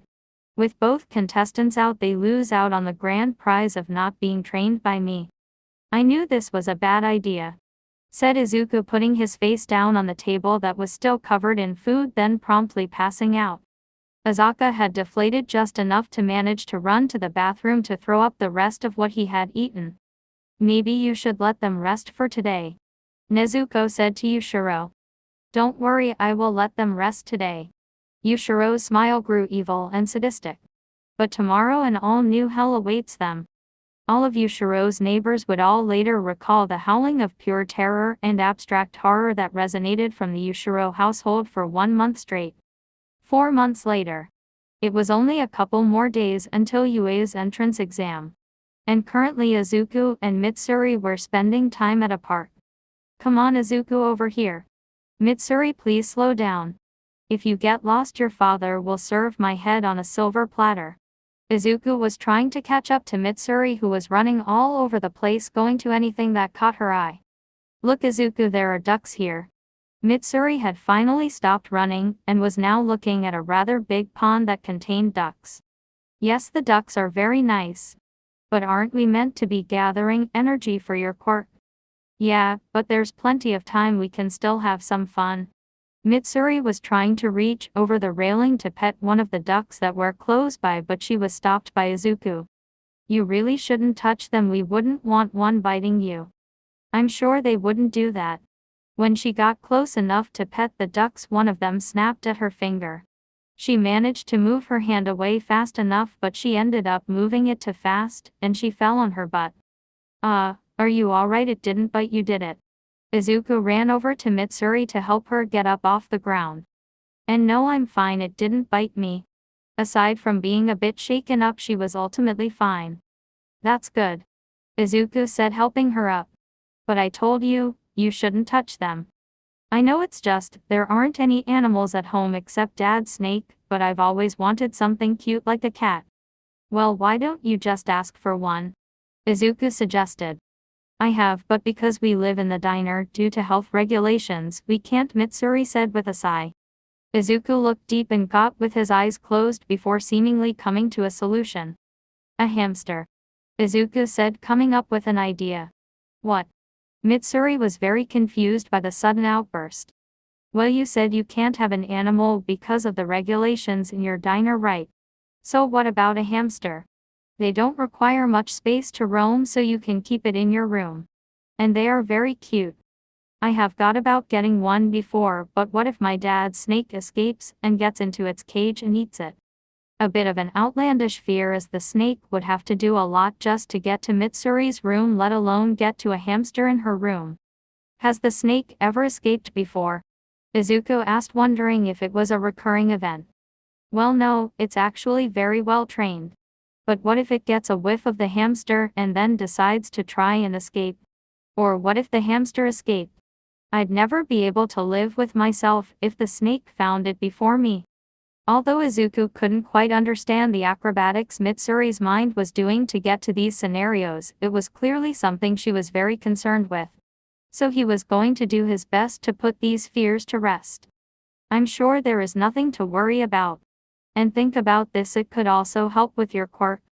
How so? Mitsuri questioned. Well, your quirk lets you use someone's love and turn it into strength. So if you get that hamster to become affectionate towards you, you could use it for your quirk. Yeah, I suppose so. But still, what if it dies? I'll be heartbroken. Well, then wouldn't you want to give it the best possible life until its day comes? And I'm sure if there is anyone that could give a pet a fulfilling life full of affection, there is no doubt in my mind that that person is you. Izuku said with 200% confidence. Yeah, you're right, I should at least try. Thank you, Izuku. Mitsuri said this while she gave Izuku a bone-crushing hug. And although he was flattered by the display of affection, the term bone-crushing was becoming very literal. You're welcome. But please let go now, I can't breathe. Mitsuri quickly realized that she was crushing him and let him go. Thank you. Izuku wheezed as he tried to get his breathing back under control. Sorry, Izuku, are you alright? I must have been using my quirk without realizing. Please forgive me. Nonsense. I can tell how strong you've gotten. Not that you were weak before, but now you're going to need to be more careful when handling things. And people. You could probably give Azaka a run for his money in terms of physical strength, so please go easy on me, and especially people that aren't as strong as us. Izuku said as he got his breathing fully under control. Yeah, I know. I almost broke Dad's back a couple of days ago when I tried to give him a hug. Don't tell him I told you this, but he's actually the physically weakest in my family. This actually came as a bit of a surprise to Izuku, because despite her father's small stature, he was always very intimidating and surprising stealthy. And his accuracy with a knife was probably better than Izuku was with his sword. Really? Izuku asked, still a bit skeptical. Yup. But don't tell him that I told you. I wouldn't tell him something like that at all, Izuku said under his breath. Because despite this information he didn't really feel like testing whether it was true or not. Well, I'm going to head home right now and ask no demand for a pet hamster, Mitsuri said with a determined glare. Wait, but we just got here. Izuku tried to get his friend to listen, but unfortunately she appeared to have floated off into her own little world. And before Izuku could stop her, she ran off. Wait, that's the wrong direction. Izuku tried to tell her that her house was in the other direction, but she was already gone. Just when I got she was getting better with directions. Wait up. Izuku started chasing after her, but from the looks of it she was already pretty far ahead of him. Her dad is going to kill me if I lose her. Izuku said this in his head as he accepted the fate that would soon be placed on him if he couldn't find her. 3 Chapter 4. Standing outside of the UA gates, Izuku was awestruck. When it came down to it, Izuku didn't think it got much bigger than Yushiro's house, but this made his house look small in comparison. Why'ch it's so big? Izuku said, amazed by the size of the school. Yeah, are you sure we're in the right place? Mitsuri, who was also trying out for UA, asked Izuku. I'm positive. I followed the map perfectly, even Zoro wouldn't be able to get lost while following me. Izuku said, positive in his map following skills. Would you two shut up? I think the big bold letters that have UA written on them is a dead giveaway we're in the right place.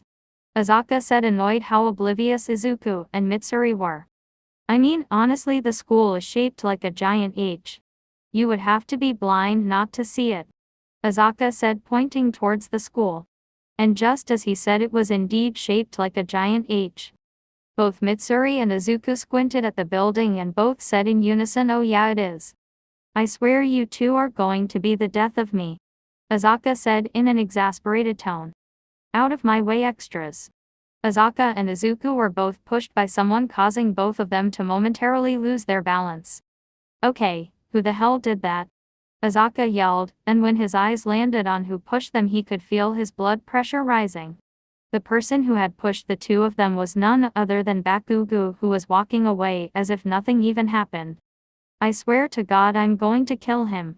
Azaka was going to charge at Bakugo but was stopped when Izuku managed to get him in a full Nelson in order to stop him from doing something he might regret. Azaka, you need to calm down.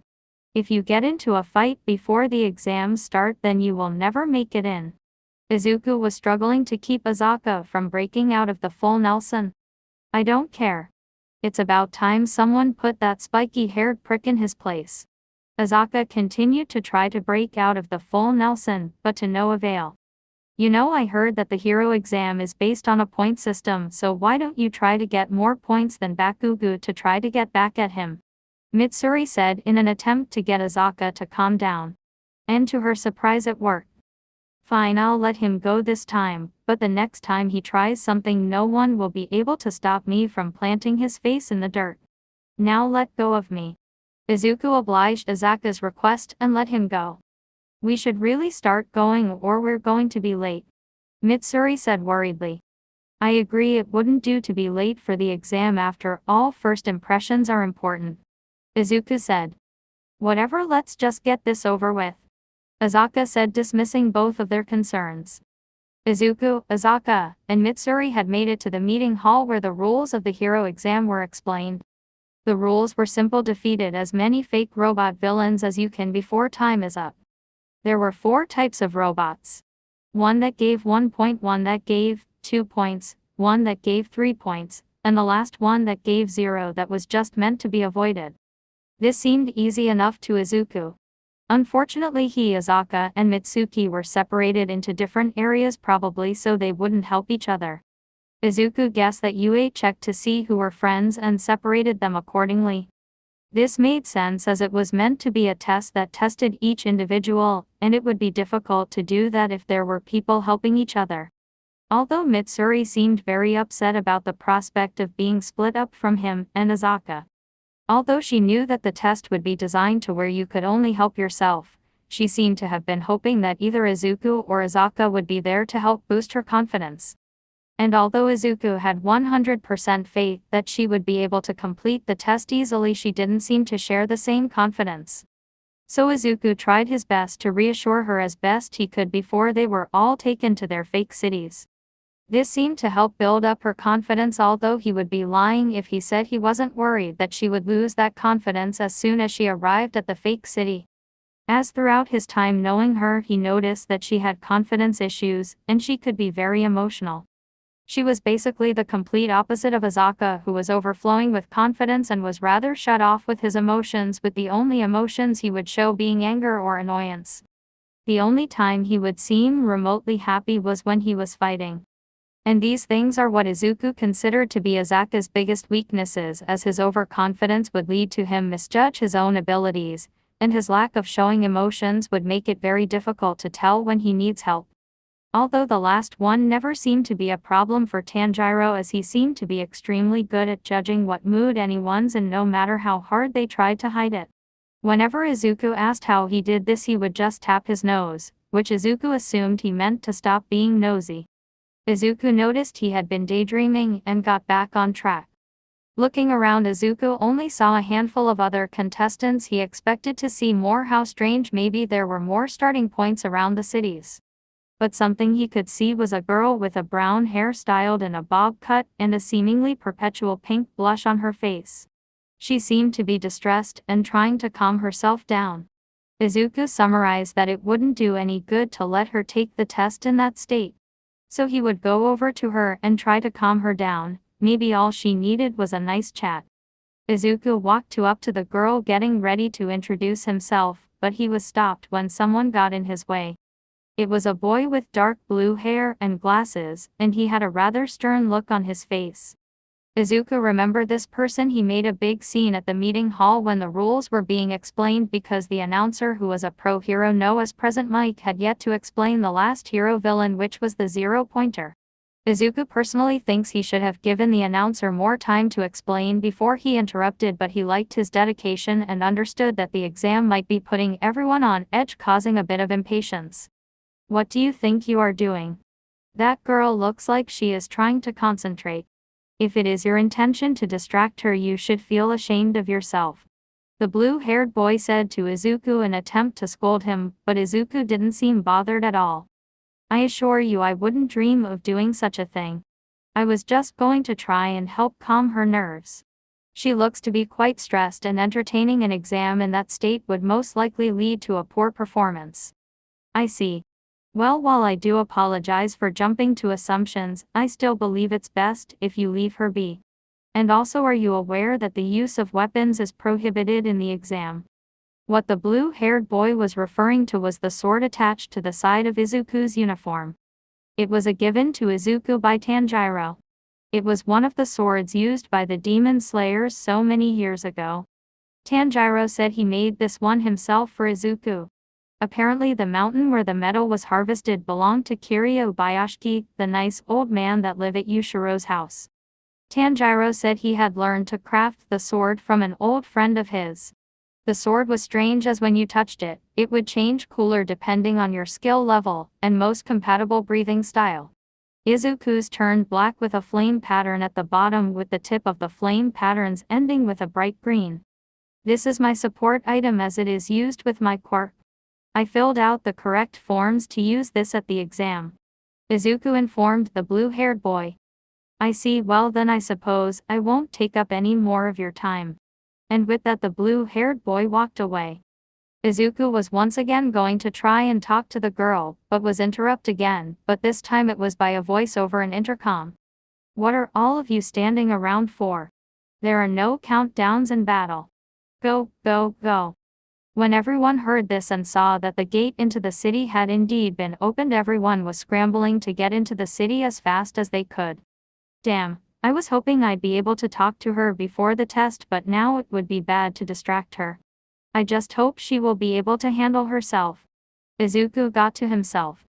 Once the stamp had cleared, Izuku took in a breath and charged into the city with intent to destroy as many foe villains as he could. The first foe villain he ran into was a 2-pointer robot. It swung one of its metallic appendages at him, but he was easily able to avoid it. flame-breathing second form, rising scorching sun. In the blink of an eye, Izuku unsheathed his sword, and in a smooth upward strike cut through the arm of the two-pointer. And then in another faster than the eye can see strike, he sliced the foe villain in half with such smooth motion it looked like he was cutting through butter. Once he had confirmed that the robot wasn't going to get back up, he sheathed his sword, which also extinguished the flames on it. He then went to find more foe villains. In a dark room that was only illuminated by the soft glow of multiple monitors, multiple figures sat in wait looking at the monitors. A dark animal-shaped figure in the darkness started to speak. In this practical exam, the examines are not told the number of villains or their locations. They have a limited amount of time in this vast area. They have to draw out the villains from there. Some use the information gathering to assess the situation and get ahead of the curve before the rest of the contestants. And others rely on speed. Of course, staying calm under pressure can be a huge advantage, as well as raw strength. The most successful students use a combination of all of them. They're the ones who get the most scores in this test. Once the voice was done talking, another voice in the darkness, this time more humanoid in shape and feminine in sound, started to talk. I'd say this year's crop looks promising. A lot of strong young warriors, especially that young fellow right there. The individual she pointed at just so happened to be Azaka. He had somehow lost the top and shoes of the UA-issued uniform you were meant to wear during the test, and was currently destroying multiple robots using just his bare hands. He seems have found one he really doesn't like, as even though it was already destroyed, he was still hitting it. In response to the feminine voice's claim, another voice spoke, one much deeper and intimidating sounding. He's strong, sure, but it looks like he's got a lot of anger issues. Same with that one. This voice pointed towards Bakugo, who was using his quirk to destroy foe villains. Although he seemed to only be aiming for the 3-pointers, only going for the smaller numbers if they got in his way. Although I would be lying if I said I didn't respect their enthusiasm. He said to no one in particular. This time a more muffled voice started talking, almost as if he was wearing a gas mask. Sometimes raw power isn't enough to get the job done. Sometimes what you need is precision and accuracy, like this one. The one he pointed to was Mitsuri, who was destroying multiple foe villains with her sword that, from the looks of it, was extremely flimsy and wavy, almost like a ribbon. She was also given a special demon-killing sword, but her one was made by Nezuko. Apparently the sword was based on someone Nezuko really liked years ago, who died during the final fight with the old Demon King. Nezuko had looked up to her so much that she learned her specific fighting style, and was the one who ended up teaching it to Mitsuri. When Mitsuri was first given her sword, she tried her best to return it, not thinking that she deserved it. But Nezuko managed to coax her into taking it. Her sword turned black with small pink flower patterns covering it. Needless to say, Mitsuri fell in love with it, and made sure she took extreme care of it. The technique she needed to use, it was nothing short of something only an extreme acrobat could pull off. She's been extremely well trained, and with how young she is, I doubt she learned to do all of that by herself. The masked man said. Another person started talking now. This one sounded sickly and looked it too. Those are all great traits for a hero to have, but what really shows who will be the best hero is someone who is willing to help others at their own risk, which is why I'm drawn to this one.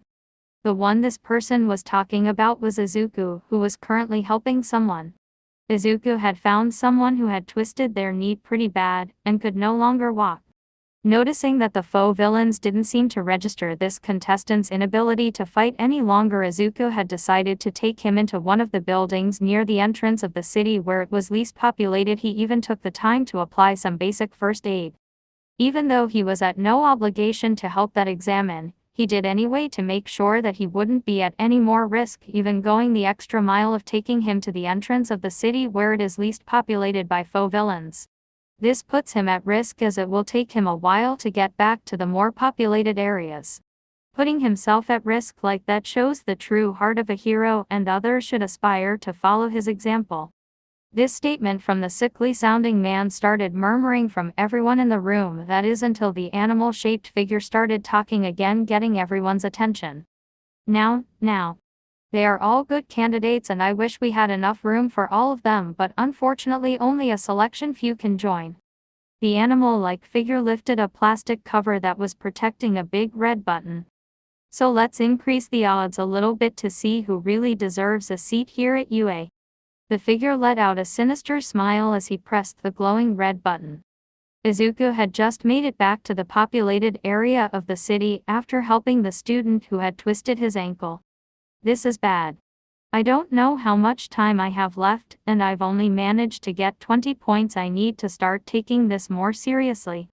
Izuku was about to start running to find some more foe villains, but as he did the ground started to shake. What on earth, an earthquake? That doesn't make any sense. Izuku started looking all over the place to find the source of the shaking when he saw a very big foe robot. I guess that's the 0-pointer.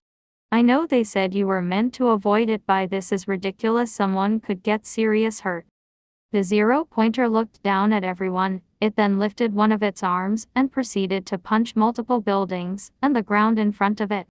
Multiple students started running away from the robot's rampage and Izuku was about to follow suit until he heard a scream. He turned around to see what happens when he saw something that made his heart drop. It was the girl he saw earlier that he was going to talk to but unfortunately wasn't able to. Her leg was stuck under rubble that must have fallen her during the 0-pointer's rampage. Izuku's first thought was to run to help her, but he heard something else he wished he didn't. Only 2 minutes remaining. This was yelled by the presentation hero presented mic informing the examines of how much time they had left. When Izuku heard how little time he had left, his will to help the girl wavered.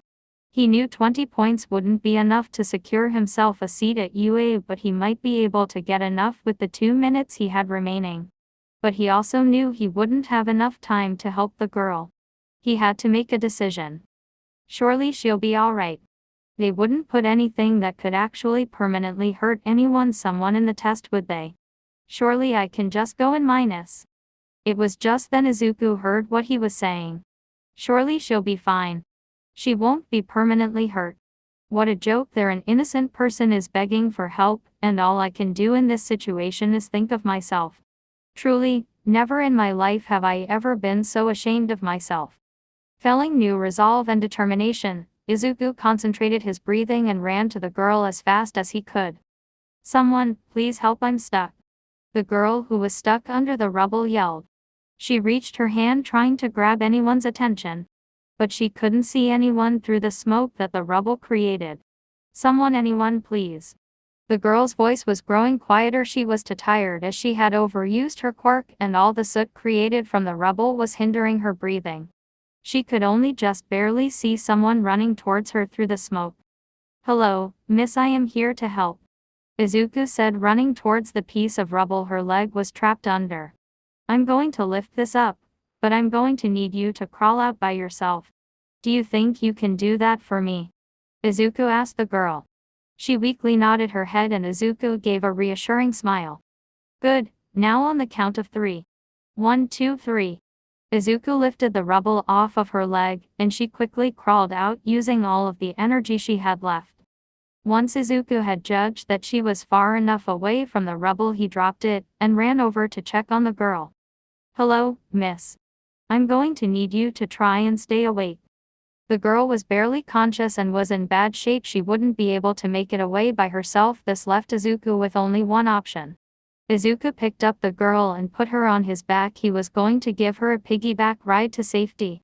Luckily she was able to wrap her hands around his shoulders so he didn't need to worry about her falling. And once he had made sure she was thoroughly secured, he ran as fast as he could, fully intending to get as far away from the 0-pointer as possible. He arrived at the entrance where he originally entered the city and put the girl down against one of the walls for support. She should be safe here. Now I should have enough time to get some more points with the girl out of harm's way. Izuku was about to head off to find some more foe villains to fight, but was then once again stopped by a voice he was growing to dislike. And time is up, little listeners. Put your pens down and please make your way to the exit where our lovely recovery girl will be waiting to heal any injuries you might have. The smile that Izuku had immediately faded once he heard those words. So that's it, huh? Sigh, in the end I could only get 20 points. The smile that Izuku had put on earlier faded as he realized that that wouldn't be enough points to get in. Ugh. The girl that was passed out started to stir in her sleep and slowly wake up. Izuku was quick to put his smile back on and greet the girl as she gained consciousness. I see you're awake, that's good. How are you feeling? Izuku asked. Tired. Where am I? And who are you? The girl asked groggily. My name is Midoriya Izuku.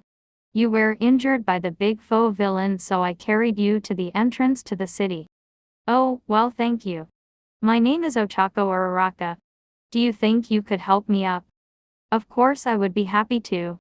But don't push yourself, you're still injured. Izuku extended a hand to the girl now known as Ochako to help her get back on her feet. She took his hand and pulled herself up and got steady on her feet with the help of Izuku. Thank you, actually, I don't think I can thank you enough. I don't require your thanks, after all it was the least I could do to help someone in need. Well, I feel I should thank you one more time anyway, so, thank you. Ochako said this while bowing slightly. You are more than welcome. The school medical staff should be around here soon and I am uninjured, so I will take my leave. If I happen to run into one of them I will point them in your direction. Izuku turned to leave, but was stopped when Ochako asked him to stop. Wait. I'm sorry, but I've got to know. Surely helping me took up your time. So I was wondering how many points you got.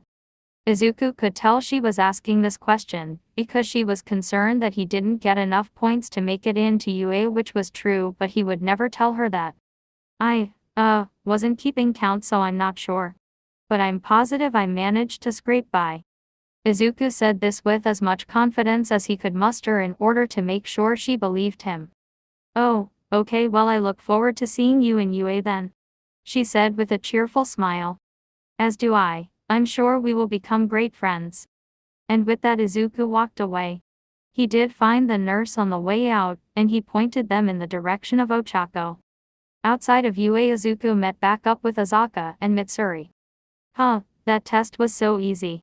There's no way I didn't get more points than Bakugo. Azaka declared. Yeah, I think I did pretty good as well. Although probably not as well as you and Izuku did. Mitsuri said, trying not to get her hopes up. Azaka noticed something was off about Izuku. After something like this Izuku wouldn't be able to shut up. He would ask question after question, but for some reason he's been really quiet. Hey, what's wrong with you? Azaka asked Izuku, but was met with no response, so he tried again. Hey. This time Azaka yelled it in his ear, and that definitely got his attention. Oh, sorry, I must have zoned out. Were you asking me something? Okay, now he could tell something was off. Izuku zoning out wasn't a rare occurrence, but he was never in so deep as of to where you would need to yell to get his attention. Yeah, I was just wondering how many points you got in the exam. Azaka asked. Oh, I wasn't keeping very good count, but I'm sure I got enough. And there it was. Azaka immediately picked up on that. He stuttered. Izuku only stuttered when one of two things happen: one, he's flustered, or two, he's lying. And it wouldn't make sense for him to be flustered, so that leaves only one option. You're lying. This accusation was about to be made by Azaka, but Mitsuri beat him to the punch. What? Izuku asked, confused by the accusation. You're lying. You did that thing where you stutter, and everyone knows you only stutter when you're flustered or lying. What? Everyone knows. I thought I hid it well. So you admit you were lying? Azaka quickly chimed in. What? No, of course not. Izuku tried to save face as much as he could, but Mitsuri and Azaka both gave him a look that told him they weren't buying it. Alright, fine, I only got 20 points. Izuku admitted. What? Azaka and Mitsuri yelled in unison. There were just so many people that needed help, and I guess I just ran out of time while helping them. But with only 20 points you won't be able to make it into UA. I don't want to go there alone. Mitsuri was on the verge of tears. To which Izuku tried his best to stop. Hey, you won't be alone, you'll have Azaka with you. After Izuku said that, she actually did start crying, to Azaka's shock. Hey, what's wrong with me? Azaka questioned. You're mean, she said between tears. I am not. And proving her point, Azaka started yelling. See. You're yelling. Realizing they were making a scene, Izuku did his best to try and calm everyone down. Hey now, why don't we all calm down? The test only just finished, why don't we save this for after we get our letters? Besides, I tried my best. I'm sure the #1 hero school in all of Japan would recognize that. Despite Izuku's confident words, he certainly didn't feel confident. Okay. But if you don't make it into UA, I'll change to the backup school you're going to, Mitsuri declared. I really don't think you should do that. You shouldn't turn down your acceptance into the #1 hero school in all of Japan just because I didn't make it in, Izuku said to Mitsuri. Plus, I haven't even thought of a backup school. He got to himself, not wanting to show his carelessness show. Honesty, Izuku, you shouldn't have even been helping other people. You should have been looking after yourself. Azaka chastised Izuku. That's not a very heroic thing to do. Those people needed help and I couldn't ignore them. Izuku defended himself. They weren't in any actual danger. This is one of the safest schools in Japan. Azaka said, annoyed. I still couldn't leave them there. Heroes help people no matter the circumstances. Whatever, I'm going home. If you don't make it in, that's your fault. And with that, Azaka walked off, without so much as a glance back. Wait. Mitsuri tried to get Azaka to stop, but he was gone before she could do anything. It's fine, let him go, Izuku told Mitsuri. But. Mitsuri tried to reason with Izuku but was interrupted. He's just a bit agitated right now. I'm sure he'll be fine. Plus, it's getting late. You should probably head home as well. But. Mitsuri didn't want to leave things off like this, as today was meant to be a happy day. But she realized that there was nothing she could do, and Izuku was right. It was getting late, so she sighed and decided to let it go. Alright, but call me if you need anything. See you later. And with a wave goodbye, she left. Izuku just smiled and waved goodbye. But once she was out of sight, his smile fades and he let out a sigh. What am I going to do now? He got to himself as he walked home. When Izuku arrived home, he went straight to his room and slumped on his bed. Everyone in the house was immediately aware of this odd behavior from Izuku. At first, everyone thought he might just be tired, but what really alerted them was when he turned down dinner. It was then everyone immediately became concerned with this behavior, but when they tried to talk to him about it, he said he didn't feel like talking. And although they want to help him with it, they knew they couldn't force him to talk if he didn't want to, so they left him alone. That was until a week later, when a letter from UA had arrived in the mail. Nezuko walked to the door of Izuku's room, where he had barely left for the past week, and lightly knocked on the door. Hello, Izuku, your letter from UA arrived. Do you want to read it, or do you want to sit in your room and keep moping?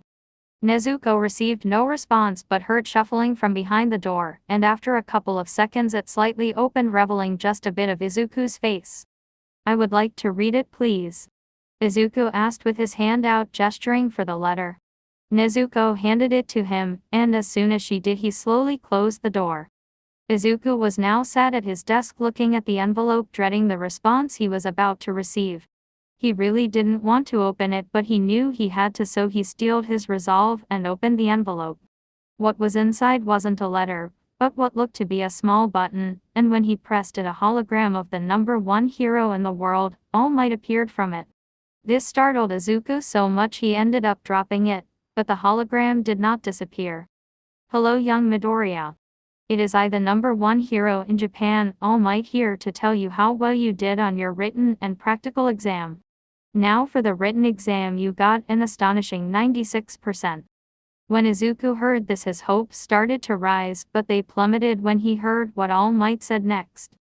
That score is immaculate, however not enough to get you in by itself. Your villain points should also have a good score to get in, but unfortunately you only got 20 villain points, and that is not enough to make it into the hero course at UA. So that's it, I failed.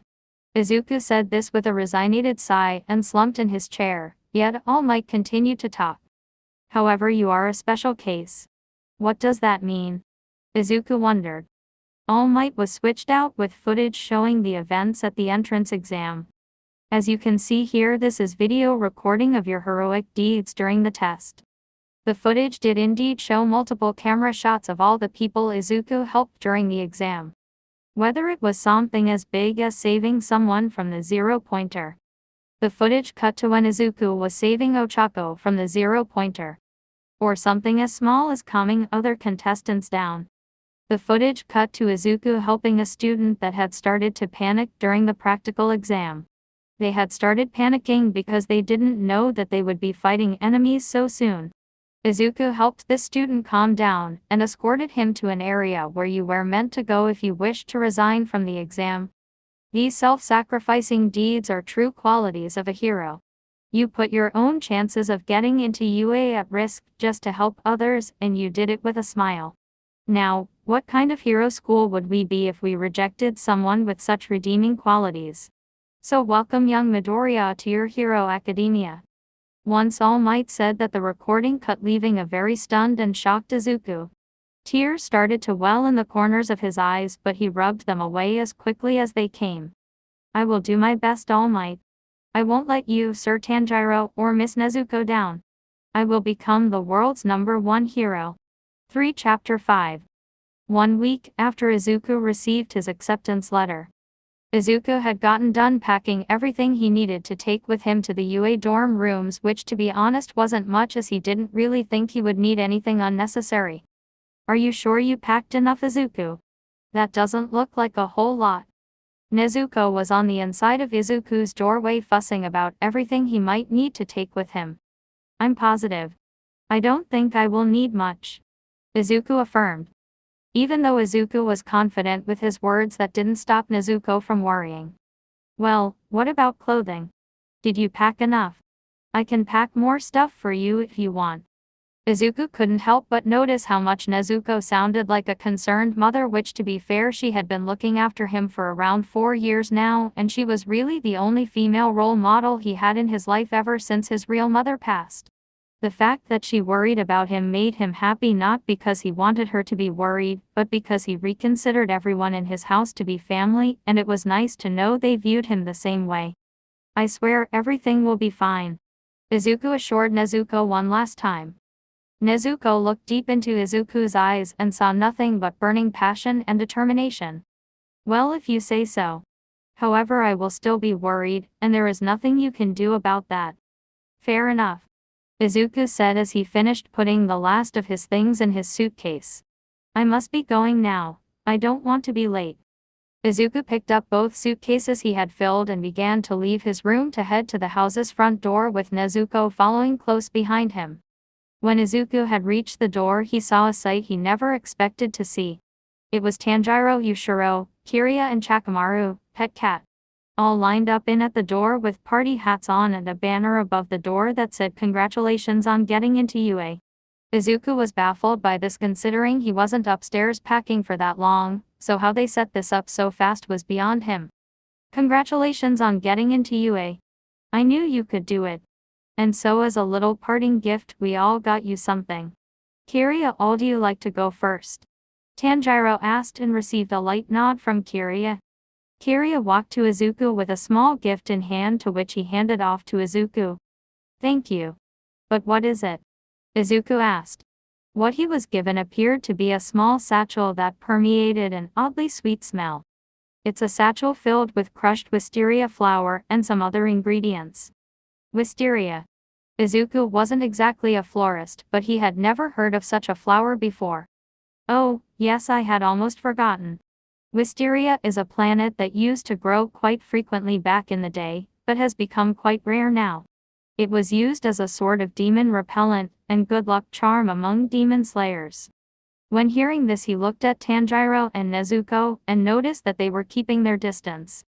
Well, thank you, I will cherish it. Izuku put the satchel in his pocket, and Tanjiro and Nezuko both let out a sigh of relief. I'll go next, Nezuko said. Nezuko walked up to Izuku with her gift in hand.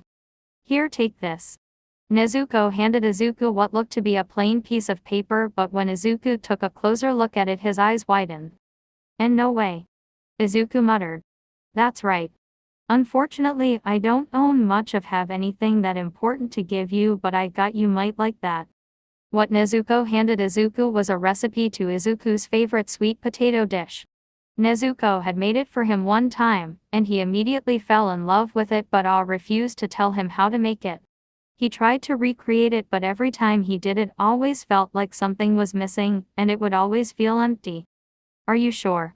You said it was a secret. Tanjiro asked. I'm sure. After all, a potato recipe is the least I could give you.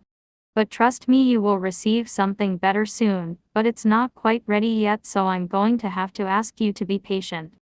It's fine, I can wait. Izuku looked around to see who would be next to speak, and after a bit of nothing happening, Tanjiro elbowed Yushiro in the shoulder, getting a reaction out of him. Yeah, fine, I'm going. Yushiro walked to Izuku and handed him an envelope. And when Izuku opened it and looked inside, he almost had a heart attack. Inside the envelope was around 7,380,000 yen, roughly $50,000. I didn't know what else to get you, so I just got you that. Be grateful. I can't take all of this, it's too much. Izuku tried to hand it back, but Yushiro wouldn't accept it. You know, it's rude to return a gift. Yushiro said to Izuku, but Izuku still tried to return it. At least that was until Nezuko whispered into his ear. Just take it. Trust me, he was actually thinking about what to get you for a while, and couldn't decide on anything. Nezuko said quietly. This made Izuku accept the gift, although hesitantly.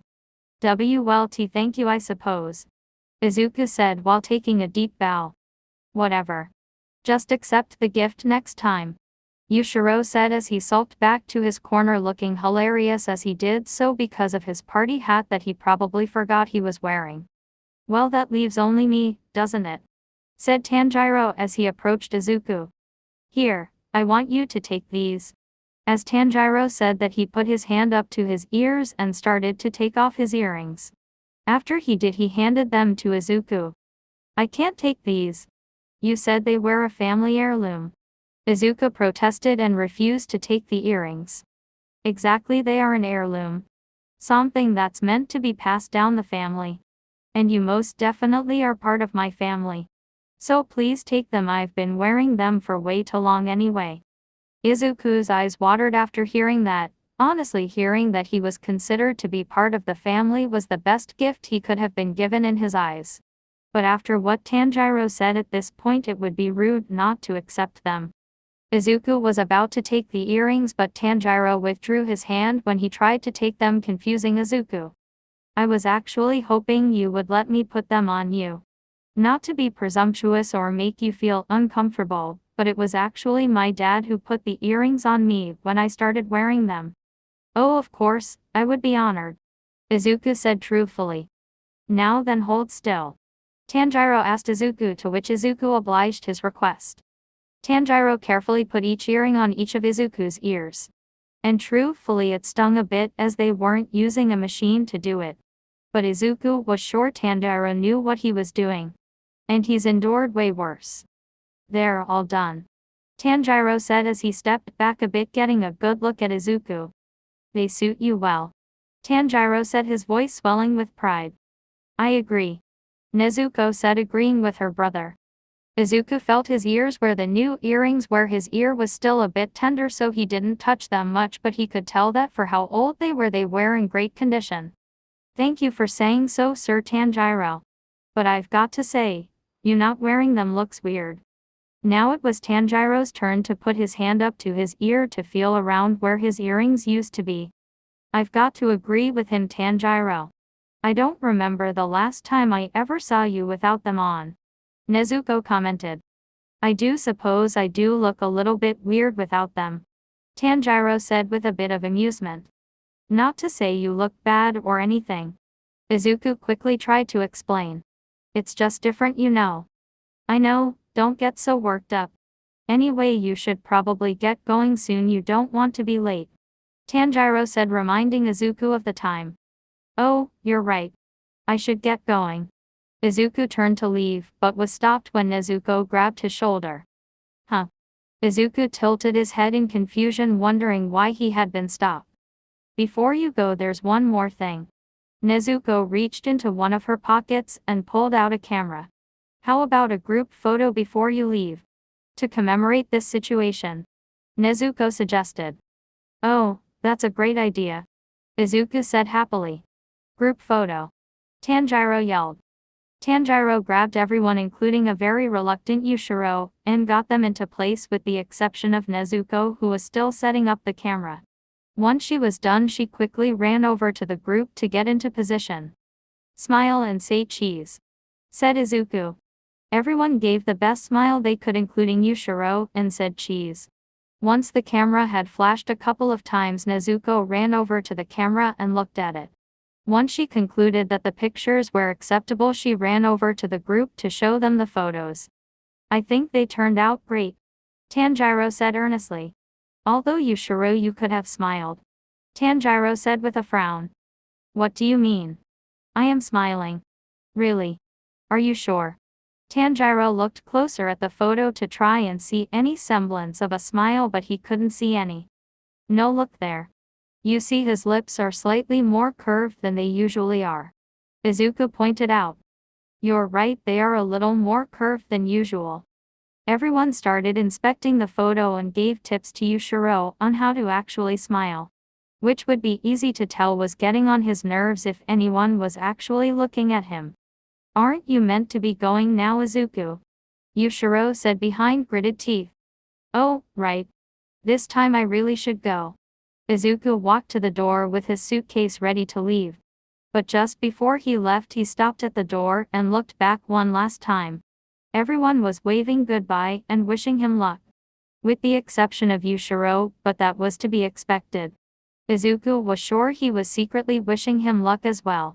And with so many people believing in him he couldn't let them down, so he only had one last proclamation to make to them. Farewell everyone. I promise I'll live up to your expectations. Izuku waved goodbye one last time, and headed for UA. Izuku arrived at the UA designated dormitory where he and the rest of his class were assigned and began looking for his room so he could unpack. The rooms were relatively easy to find as each student was given their room number and where they were supposed to go. Instructions so simple that even Izuku couldn't get lost following them. So this is my room. Izuku was standing outside his dorm room with his dorm room number. He opened it and stepped inside and felt a sudden case of deja vu. Inside of the room was only a bed and a desk and a couple other doors that lead to what he assumed was the bathroom and closet. It was almost exactly like his old room at Yushiro's place with only a couple of exceptions. Well, I should start unpacking. Izuku spent roughly 20 minutes unpacking what he had bought as well as rearranging his room to where he felt he liked it most. They're all done. Izuku looked around his room admiring his handiwork when he suddenly felt a vibration in his pocket. He pulled out his phone and saw a notification from the ground chat that he, Mitsuri and Azaka were a part of. It was a message from Mitsuri. Mitsuri, is anyone at UA yet? I kinda have a problem. Izuku, I am. Why? Mitsuri, I sort of brought too much stuff and need help unpacking.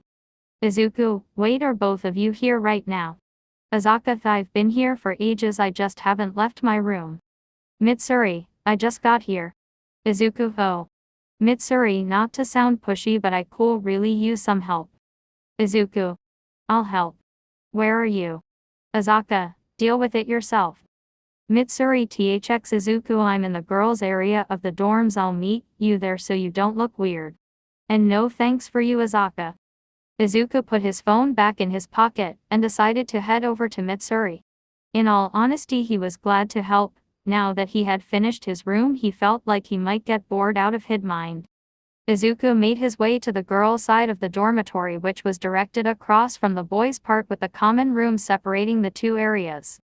Where is she?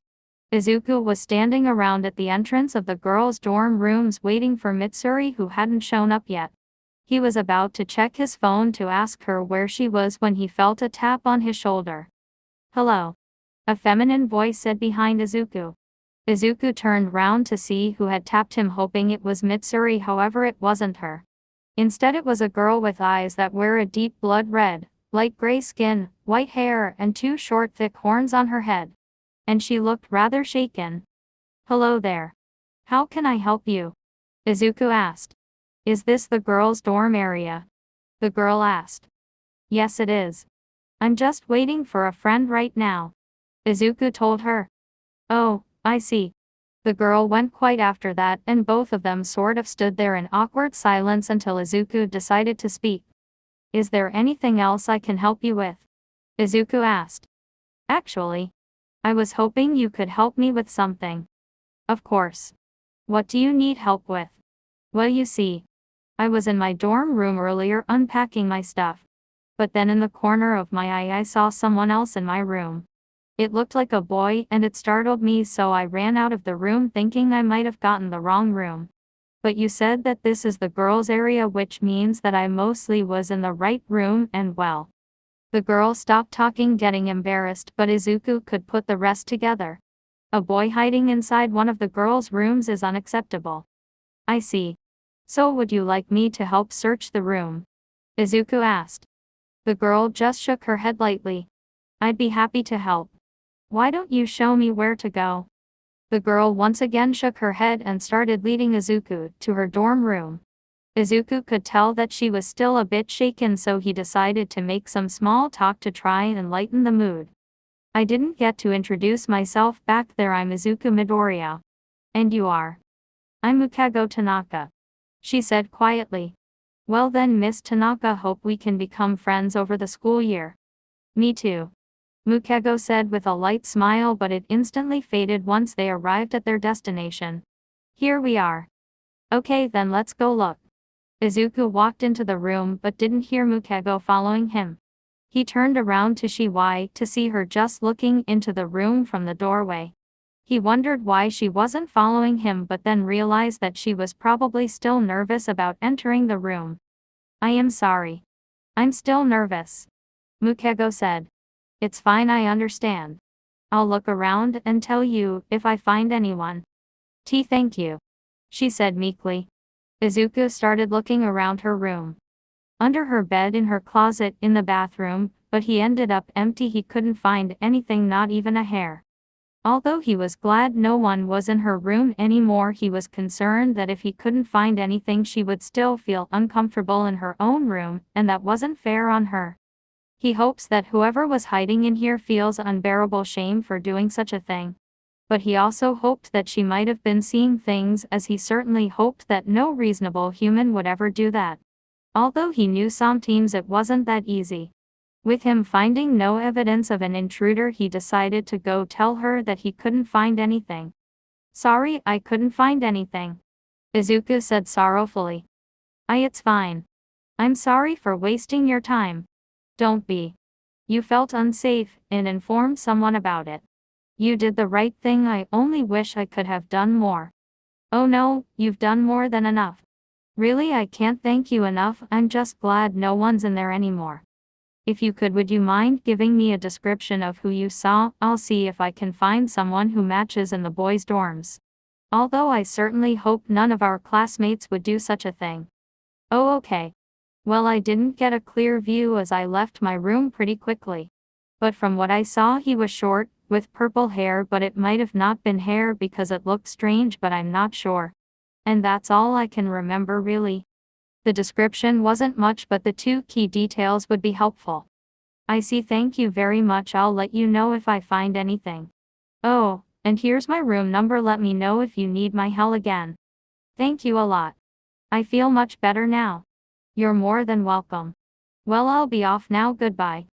Although Izuku was still concerned about what she might have seen, he couldn't do any more, so he decided it was best to leave and see how the situation developed. And so with a light wave goodbye, he left to go back to where he was meant to be, waiting for Mitsuri. When he arrived there, Mitsuri was there waiting for him, looking pretty upset, and she looked much more upset when she saw him. Hey, where were you? I've been waiting here for ages. I'm sorry I arrived here earlier, but you weren't here yet.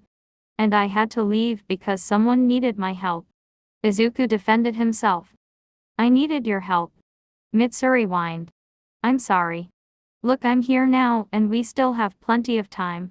Let's get to work. Fine. But I'm still going to be upset. Mitsuri said with a fake pout. Haha. Alright. Let's just get going, shall we? Alright, follow me. Mitsuri started leading Izuku to her dorm room, which Izuku noticed happened to be close to Mukago's dorm room. Perhaps he could get them both to become friends. Oh, we're here. Mitsuri ran up to her room door and opened it. What was inside made Izuku's eyes widen. Inside her room was mountains and mountains of boxes. Why did you bring so much? Izuku stuttered out. Well, there was a lot from home that I wanted to bring. Didn't you bring this much? I brought a suitcase full of necessities and that's it. Izuku said matter-of-factly, but this information seemed to have flabbergasted Mitsuri. But didn't you have a lot you wanted to bring with you? Not really. I brought everything I felt I needed, and what held some sentimental value. Mitsuri still seemed to be confused on why Izuku didn't bring a lot of stuff but decided it was best not to dwell on it further. Well, I think that's pretty weird, and I'll sort it out later. But for now, let's just focus on this task ahead of us.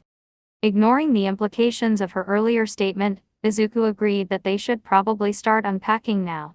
As from the looks of it, this is going to take a while. Yes, I agree. Why don't you start on the left side, and I'll start on the right side? Izuku instructed. Aye, Captain. Mitsuri said, putting her hand on her head in salute, getting a small chuckle from Izuku. But both of them quickly got to work in unpacking all of Mitsuri's things. After about an hour of unboxing everything, Izuku sat down on one of Mitsuri's desk chairs with a sigh. That was exhausting. Izuku said, wiping his brow. It wasn't all bad. Mitsuri said, still full with energy. You brought so many stuffed animals with you. Why? Well, I couldn't just leave all of them. And if I only brought a few, then the others would think I'm picking favorites. Izuku didn't know quite what to think about Mitsuri's childish mindset, but he didn't have the heart to destroy her childish illusion that her stuffed animals had feelings. Right, of course, how silly of me. Izuku feeling a bit ridiculous. Both of them sat there in a comfortable silence for a while before Mitsuri asked something that was weighing on her mind. Hey Izuku. What's with the earrings? Aren't they Sir Tanjiro's? Oh yeah. He gave them to me today as a parting gift. I hope one day I can be fully worthy of wearing them. Well, I think they look very nice on you. Mitsuri said with a bright smile. Thank you. Izuku wasn't expecting a compliment, and so it caught him off guard, causing him to stutter. You're welcome. And are you done resting yet? Mitsuri asked Izuku. Haven't we unpacked everything yet? Izuku asked, confused. Yeah, but now we have to organize. Of course. Well, let's get to it. Izuku said with a smile and sigh as he got up from his chair. Organizing the room actually took longer than unboxing everything, as Mitsuri was very picky and precise about where she wanted everything. To the point where they actually had to redecorate it multiple times. But when they had finally finished, the room looked very pink. There was a lot of pink. The room looks great now. Thank you, Izuku. Izuku groaned something incoherent. He was totally drained. He didn't realize how boring decorating was. He also didn't realize the time, and that it was actually beginning to get pretty late. I'm going to go now, Mitsuri. We have an early start in the morning. Oh, okay. Thank you for all the help. Mitsuri said as Izuku started to leave. You're welcome, I was happy to help. Izuku gave a small wave goodbye and left to head to his room. When Izuku made his way back to his room, he certainly wasn't expecting to see two strangers outside his door knocking on it. From what he could see, one was a girl who had pink skin and two small horns on her head. The other was a boy who appeared to have very spiky red hair. Hello, are you in there? The pink girl said, still knocking on the door. Maybe he's asleep. The red-haired boy guessed. Come on, it's late, but it's not that late. And I'm sure I saw someone enter here earlier. The pink girl said.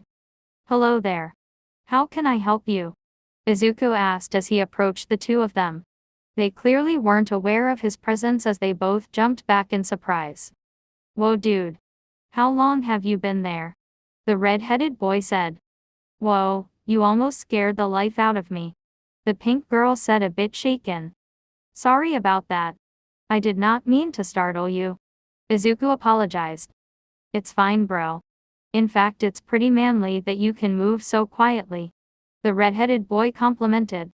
Yeah, I'm sure being able to move like that will come in handy in hero work. The pink girl said. Haha. Thank you very much. I was taught at a young age to move as quietly as possible, and it's sort of become second nature. But moving on from that, did you need something from me? Izuku asked, changing the subject. Oh yeah. We are gathering people for a meeting in the common room so we can all get to know each other. We assumed that the person in this room was just ignoring us, but I guess this room belongs to you. The pink girl said. Yes, it is indeed my room, and I think everyone meeting each other as soon as possible is a great idea. I'd love to join. Izuku agreed. That's great. We still have a couple of people to gather, and we will get you when everything is ready. The pink girl said. Great. I'll help you let people know. Izuku offered. You can't. The pink girl shut Izuku's offer down so fast he was left a little baffled, but the red-headed boy quickly elaborated. She doesn't want anyone to meet yet. She said she wants it to be a surprise.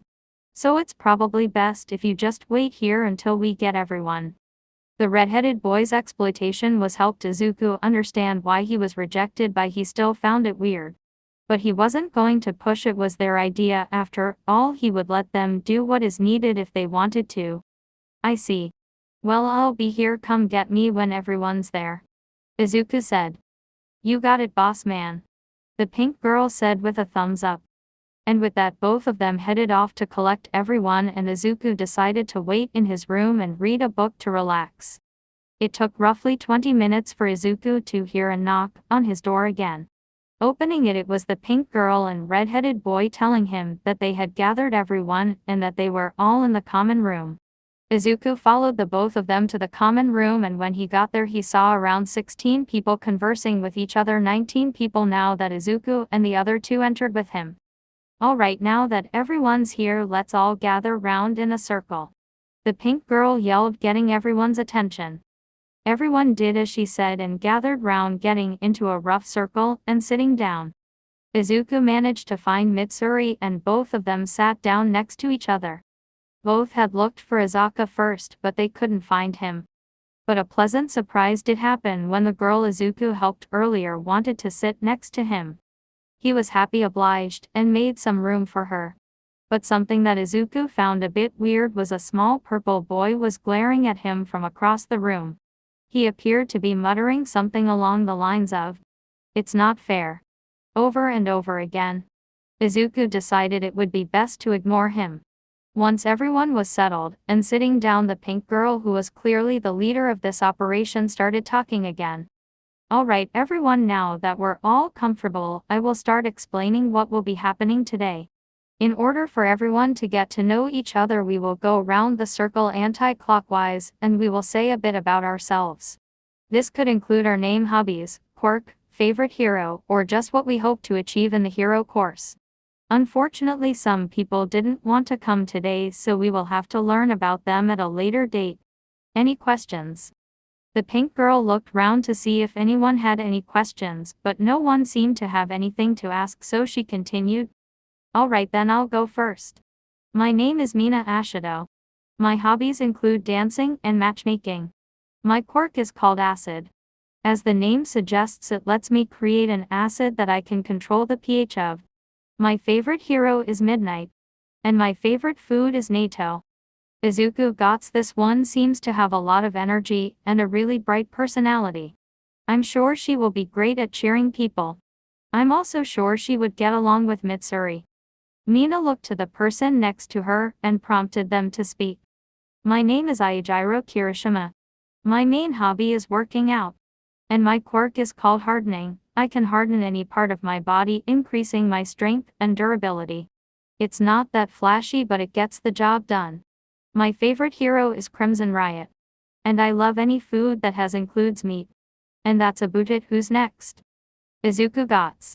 An amazing quirk, it allows a lot of defensive, while not being shot on offense. Although it doesn't seem like he likes his quirk all that much. Maybe Azaka, as a fellow hand-to-hand martial artist, could help him with this. I suppose that would be me. A feminine voice said. My name is Momo Yirizu. My favorite hobby is reading.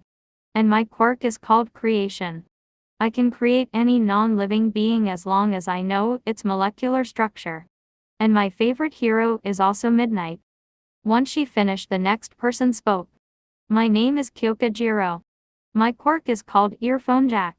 As the name suggests, I have earphone jacks connected to my ears.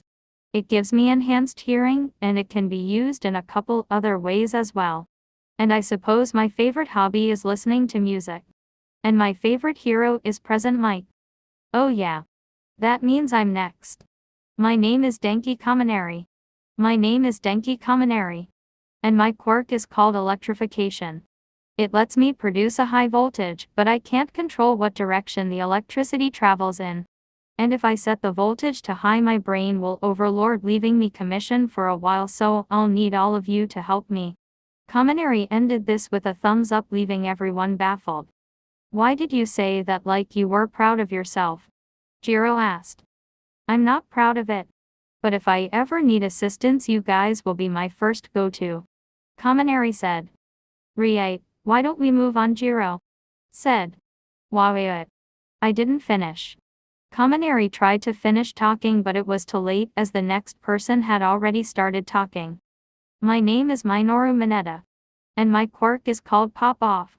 It lets me take these balls off my head that are super sticky. They will stick to anything aside from me, I'll just bounce right off. But if I pull them off too fast, my scalp will bleed. 3 Chapter 6. Izuku was in a deep sleep. It was peaceful and tranquil, probably one of the best naps he's ever had, but he couldn't shake the feeling that something was wrong. Izukaru. Izuku could hear a feminine voice calling to him from beyond the dreamscape. Izuku tossed and turned, not wanting to wake up just yet. Izuku, you need to get up. The feminine voice said, but this time with a more desperate manner. But Izuku still couldn't bring himself to get up. Move out of my way. I'll handle this. This time a male voice said, pushing the female voice further back into his subconscious. Wake up, idiot. Izuku felt a hand impact the side of his face, instantly waking him up. Huh? What? I'm up. Izuku said, looking round rapidly. Turns out the people that woke him up were Azaka and Mitsuri. With Azaka seemingly the one who slapped him awake. Azaka.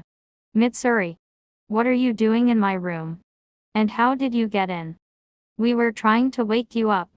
Mitsuri answered his first question. And I kicked your door down. Azaka said proudly. Izuku looked dumbstruck. There was a lot to unpack, and he just woke up, so he decided to just deal with it one at a time and ask what seemed to be the most important question at the time. Why did you kick my door down? Well, we tried knocking first. But you weren't getting up, so I resorted to more drastic measures. Izuku didn't know quite how to respond to that, so he decided to ignore it for now, and move on to his next question. And why were you trying to wake me up so desperately? Because we're going to be late for school, and you were nowhere to be found. Mitsuri said, stressed out. Wait. What time is it? Izuku asked nervously. It's 8. Azaka answered nonchalantly. And what time does first period start again? Izuku asked even more nervously. 9. After hearing that, Izuku quickly shot up from his bed and ushered Azaka and Mitsuri out of his room so he could get changed into his school uniform. He told them to head off the class without him so they wouldn't also be late, and they reluctantly headed off without him. With Azaka propping Izuku's door back into the hinges so Izuku could get changed with at least a bit of privacy. It took roughly 10 minutes for Izuku to get changed. And once he did, he raced to the main campus of UA, hoping he wouldn't be late to his first lesson. He somehow actually made it to the part of the school where his classroom was located with time to spare. Where is it? Where is it? Izuku was speed walking through the halls looking for his classroom, hoping to spot it before he ran out of time. Let's see, I was in class 1A. So it should be around here. Izuku said while slowing his walk to look at the classrooms in the hall, before he finally spotted the one that had the sign at the side of the door that said 1A. I found it finally. And with 5 minutes to spare. Izuku said with relief. Now I can finally start my adventure to become a full-fledged hero. Izuku puffed up his chest and put on the biggest smile he could as he prepared to walk through his classroom's door. But as he opened the door, he immediately regretted doing so as he seemed to have walked into Azaka and Bakugo trying to fight each other, with the only thing stopping them from actually fighting being Mitsuri restraining Azaka, and a red-haired boy Izuku didn't recognize restraining Bakugo. "I'll kill you," Bakugo yelled. "I'd like to see you try." Azaka yelled back, while trying to break out of Mitsuri's grip. "Azaka, please calm down," Mitsuri cried, trying to restrain Azaka. "Yo, Bakugo, this is super unmanly. You need to calm down," the red-haired boy yelled, trying to restrain Bakugo. All things considered, he was doing a better job at restraining Bakugo than Mitsuri was doing with restraining Azaka. Izuku quickly rushed into the middle of the scuffle to try and calm the situation down, much to the relief of Mitsuri and the red-haired stranger. "Izuku, you're here. Please help me with Azaka," Mitsuri pleaded, and Izuku obliged in trying to hold him back as well. "What happened?" Izuku asked Mitsuri, confused on what could have possibly lead to this. "Entino Azaka mididenta, here corsi anything lead to another random fear fighting," Mitsuri quickly panic explained. Luckily Izuku caught most of it, and now understood the situation.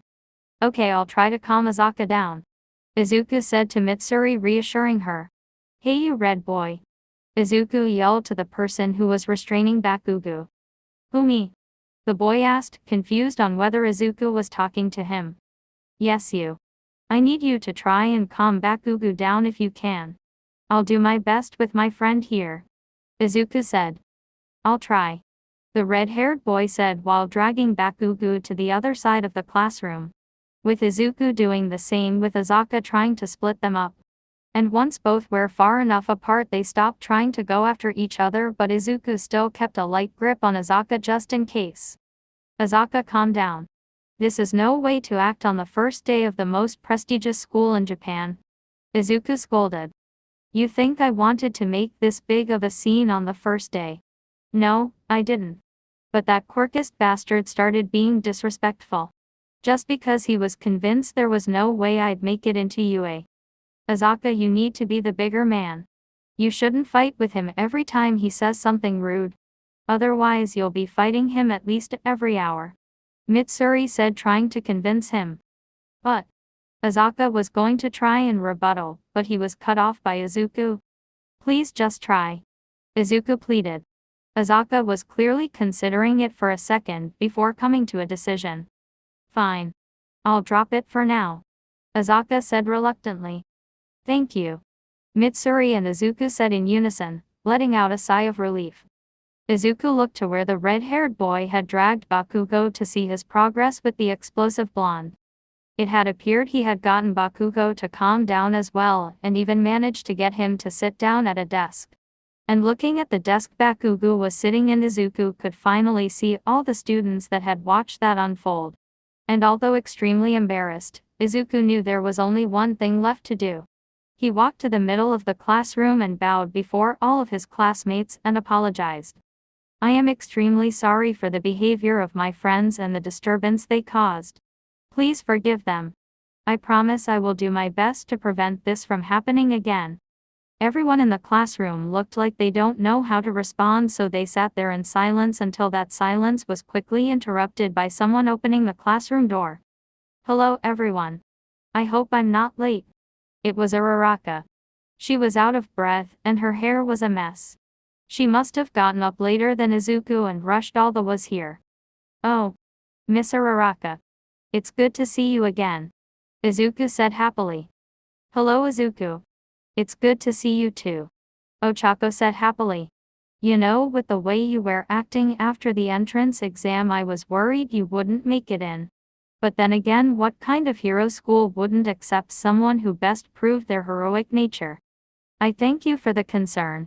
To be honest, I didn't think I would make it in either. It looks like we were both worried for no reason." Both of them let out a laugh at Izuku's past misfortune. This eased a lot of the tension in the room that had built up due to the scuffle between Azaka and Bakugo.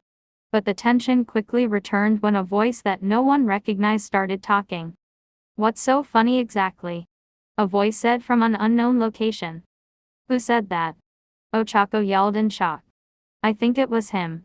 Izuku pointed towards a man stuffed inside of a sleeping bag. "It took you all far too long to get yourselves in order. That absolutely will not do. In the hero world, time is of the essence." The man emerged from the sleeping bag, giving everyone a better view of him. He was wearing fully black clothes with some kind of scarf wrapped around his neck, and by the looks of it he hadn't slept in ages. "My name is Shota Aizawa. And I am your homeroom teacher.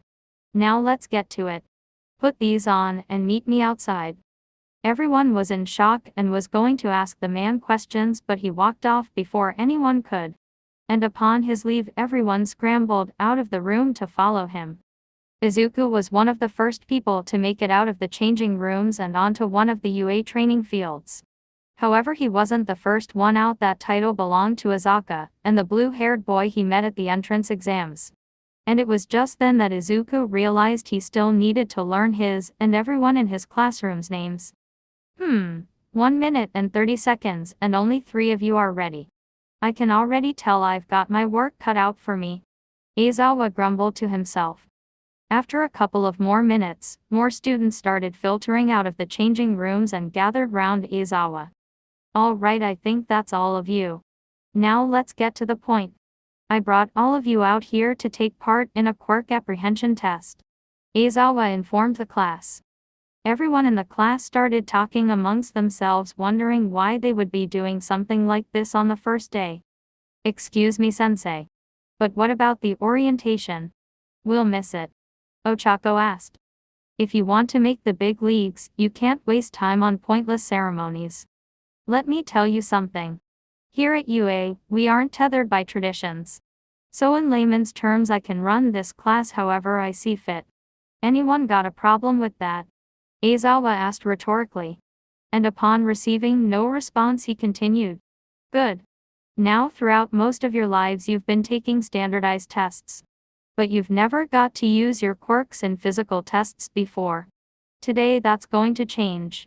Aizawa pulled a baseball out of one of his pockets and tossed it towards Bakugo. "The hell's this for?" Bakugo asked while examining the ball. "As I'm testing the ability of your quirks, the person who got the most villain points will be going first. Which, if you hadn't put together yet, would be you, Bakugo. Finally some action. What do you want me to do? Just stand in the circle and throw the baseball. Anything goes as long as you stay in the circle. Oh, and one more thing. What was your furthest distance throw in softball at your junior high?" "I don't know, 76 meters, I think," Bakugo said while moving to the middle of the circle. "All right. Now throw the ball while using your quirk," Aizawa instructed. Bakugo took a deep breath, stretched his arm back, and threw the baseball as hard as he could. "Didoi!" Bakugo yelled while throwing the ball with the added usage of his quirk. "All of you need to know your maximum capabilities. It's the most logical way to discover your maximum potential." Aizawa showed the class a small device he was holding once the baseball Bakugo threw hit the ground. On the device it showed a distance of 705 meters. "Whoa! 705 meters! An invisible student said in awe. "Wow, this looks so fun!" A pink-colored student cheered. "That's what I'm talking about. Using our quirks as much as we want," a student with weirdly shaped elbows said cheerfully. "Fun, you say? You have 3 years to become a hero. And you think it's all going to be playtime? No, that won't do.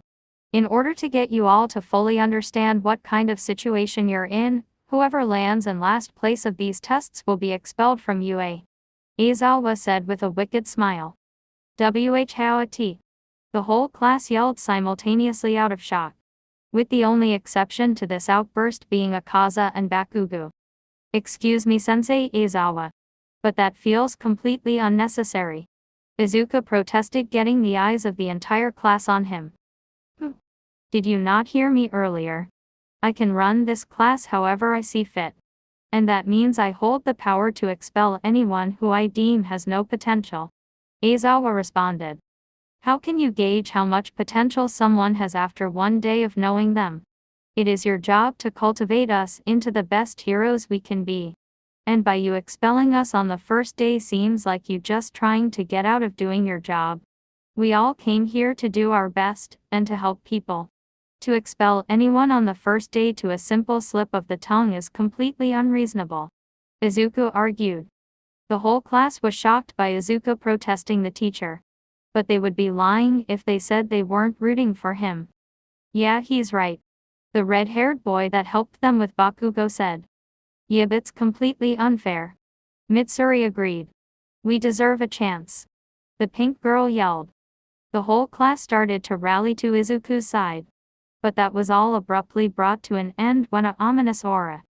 That's enough. Aizawa said threateningly.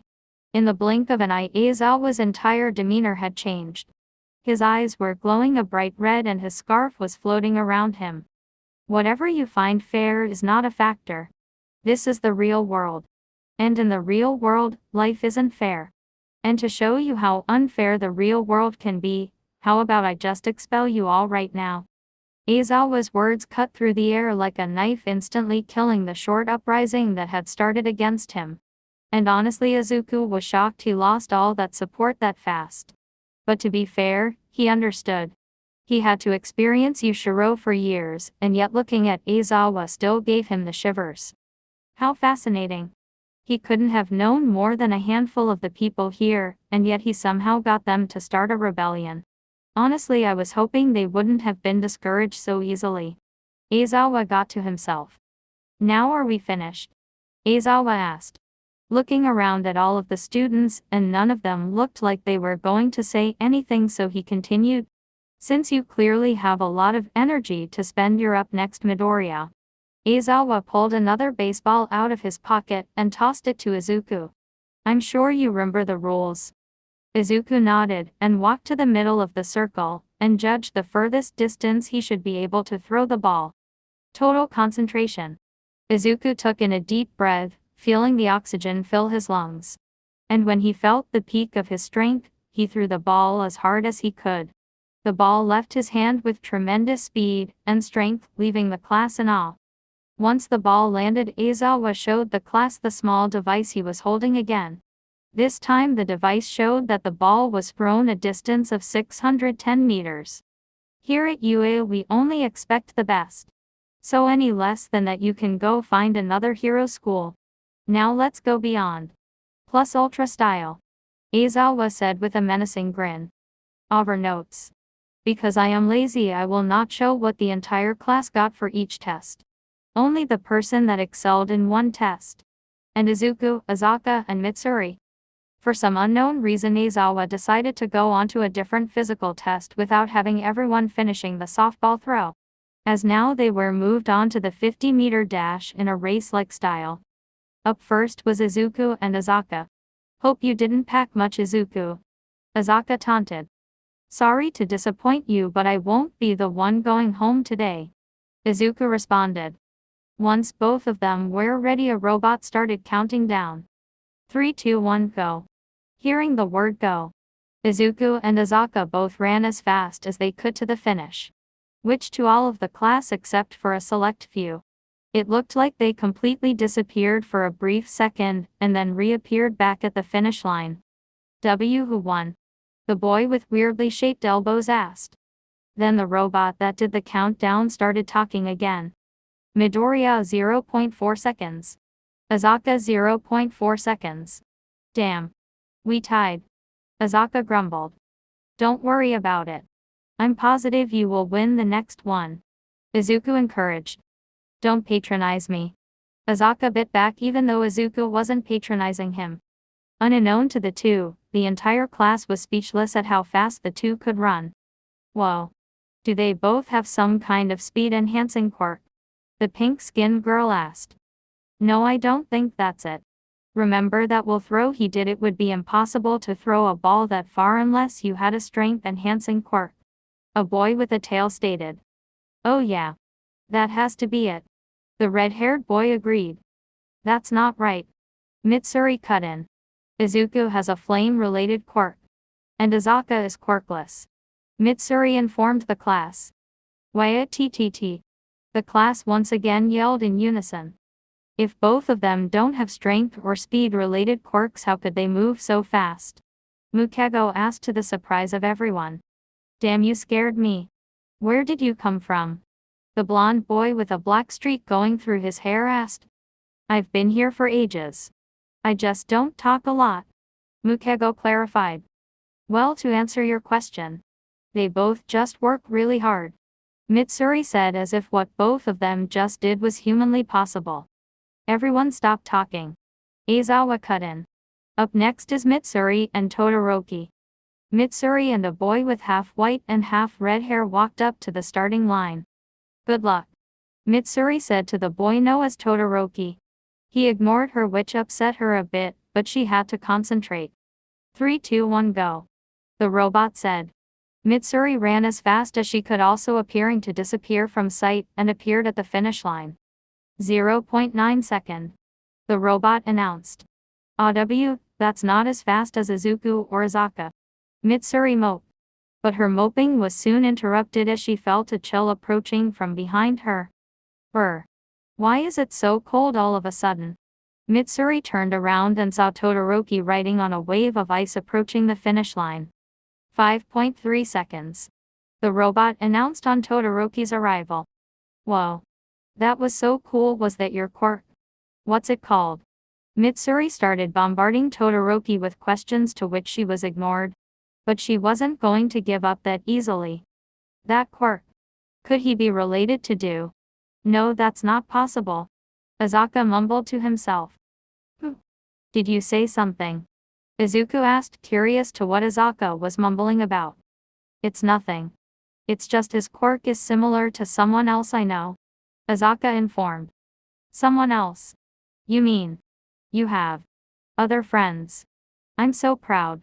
I thought you only hung around me and Mitsuri. I'm so glad you're socializing, Izuku said while bear hugging Azaka. Get the hell off me, Azaka yelled while worming himself out of the hug. He's not my friend. The guy is weird and annoying. Now that's no way to talk to about your friend, Izuku reprimanded. Once again, he's not my friend. And you would agree with me if you met him. How many times do I have to tell you all to stay quiet? Aizawa said, visibly annoyed. Azaka and Izuku both dropped the subject and watched the other contestants take the physical test. First place in the 50 meters run was Izuku, and Azaka tied for first. Last place was Mineta Minoru. Second test, grip strength. In first place was Mitsuri with a grip strength of 610 kilograms. Everyone was amazed by this, as by all accounts she was one of the smallest people there. This brought Mitsuri a lot of attention from other students, but it was short-lived as Aizawa told everyone to get back to work. But all things considered, Mitsuri very much enjoyed the socializing. In last place was once again Mineta Minoru. No surprises there. Third test, standing long jump. The winner of this test was a boy with a very strong German accent who shot lasers out of his stomach, which propelled him the furthest. The loser was once again, you guessed it, Minoru Mineta. Fourth test. Winning of this test was Azaka. Mitsuri and Izuku agreed to go easy on this one to try and let Mineta excel in one, but Azaka refused to hold back and beat Mineta. Loser. Toru Hagakure. Fifth test. Back to the ball throw. The winner of this test was Ochako, as she got a score of infinite as she used her quirk to send the baseball to space. Both Azaka and Mitsuri tied with Izuku's score, putting them above the rest of most of the class. The loser for this test was once again Minoru Mineta. Fifth test. Sit-ups. The winner of this test was Azaka. He was more into that kind of exercise than Mitsuri and Izuku, which gave him an advantage in this test. Loser. Do I even have to say it? Sixth test. Seated toe touch. Mitsuri won this test due to her unnatural flexibility, which she incorporated into her fight style. Loser. Really? Endurance run. To see who could run for the longest. This one was close between Izuku, Azaka, and another student called Momo Yirizu, who was using a bike she created using her quirk. But this one ended with Izuku managing to just about outlasting both of them, as unlike Azaka, Izuku paced himself instead of running as fast as he could as soon as possible. "Alright, time for your results," Aizawa announced. Everyone was in a state of suspense as Aizawa pulled out a device that would show everyone's scores. When everyone's scores appeared, Izuku quickly searched for his name. It didn't take him long to find, as he was placed in second place with Azaka in first and Mitsuri in third. Waya ttt no pliasi. Everyone quickly turned to see where that screen was coming from to notice Mineta having a breakdown. "Hey, what's wrong?" Izuku asked quickly, running over to the grape-looking boy's aid. However, it was no use as the boy was inconsolable. "Come on, answer me," Izuku yelled in concern. Izuku felt a tap on his shoulder and turned around to see Mukego. "I think that's the reason why." She pointed to the bottom of the leaderboard to see that Mineta was in last place, which meant he was going to be expelled. "Hey, shut it," Aizawa yelled, causing Mineta to immediately tense and stop his whining. Finally, "Know if you're done, everyone head to the changing rooms and head back to your dormitory. You're done for today," Aizawa said while beginning to walk away. "Wait, what about the person who was meant to be expelled?" Mitsuri asked absent-mindedly, not realizing she would have screwed over Mineta if Aizawa forgot about that. "Huh. Oh yeah. I was lying. No one's being expelled today." He said that last part with heavy emphasis. "Oh, thank God." Mineta let out a sigh of relief. "Wait. You didn't realize?" "I'm sorry, I got everyone new," Momo said apologetically. But to everyone else it kinda just made her seem like a know-it-all. "You all done loitering yet? I told you all to get lost," Aizawa said as he began leaving. And the rest of the class followed suit, going back to the changing rooms. As Izuku entered the changing rooms, he couldn't help but feel like something was off. Like someone was missing. He didn't want to look around, as that would be weird in a changing room, so he decided to just ignore it. Finally I was able to sneak away while no one was looking. Mineta was outside of the changing rooms. However, it wasn't the boys' changing rooms, instead it was the girls'. Seeing all of those hot girls in such tight-fitting PE uniform was almost unbearable. But now I have the perfect chance to see more. Mineta reached for the handle to slightly open the door to the girls' changing room, but it was stopped when he felt another hand grab it, causing Mineta to start sweating profusely. "So, what's going on here?" Azaka asked Mineta with a friendly smile that was hiding a lot of malice and rage. "Ch. Mineta was at a loss for words, not being able to think of a lie suitable enough. "I think we need to have a little talk," Azaka said as he dragged Mineta away.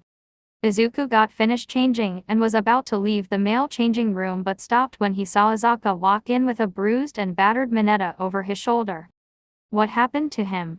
Izuku asked in concern. "He had a little accident. Don't worry about it." Izuku was about to ask more, but Azaka walked past him, dropping Mineta on the changing room floor. Izuku got on the floor to examine Mineta. "Are you still alive?" Izuku asked, but got no response. From what he could tell, he was knocked out cold. "This isn't good." Izuku got to himself. Chapter 7. It was the second day of school at UA, and Izuku was equally as excited for it as the first.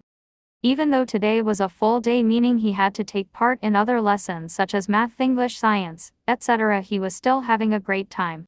Although the same couldn't be said for Azaka, as it looked like he was just about ready to throw his desk through a window, especially during the harder subjects like maths and science. But fortunately he was able to make it to the most anticipated lesson of the day, Hero Basic Training. Finally, all of those fodder classes are over, Azaka said as he slammed his head into the desk. "They're not that bad," Izuku said. "Yeah. You just don't study enough," Mitsuri said, chastising Azaka for his lack of motivation in doing anything that wasn't training. Yeah. Whatever. Where's the teacher already?" Azaka questioned, and just like clockwork the door burst open, revealing the number 1 hero, All Might. "I am here." Coming through the door like a hero, yelled All Might as he entered the room. The entire classroom burst into chatter among seeing All Might in person. I can't believe it's really All Might, Kaminari said in shock. So he is a teacher. This year is going to be totally awesome. Kiria yelled in excitement. Is that his Silver Age costume? Asui asked in a voice that contained only a slight bit more enthusiasm than her normal monotone voice. Ha ha ha. I love the enthusiasm. But let's settle down and listen as I welcome you to the most important class at UA High. You can think of it as Heroics 101. Here, you will learn the basics of being a pro. And what it means to fight in the name of good. Let's get into. Today's lesson will pull no punches. All Might announced while throwing a pose. Fight training. Bakugo yelled with a maniac look on his face. Finally. I was withering away over here. Let's actually do something. Azaka yelled, desperate to stretch his legs. Now class. Once again I love the enthusiasm. But before we continue, you're all missing a vital piece of being a hero. And that is SSSSS. Your hero costumes.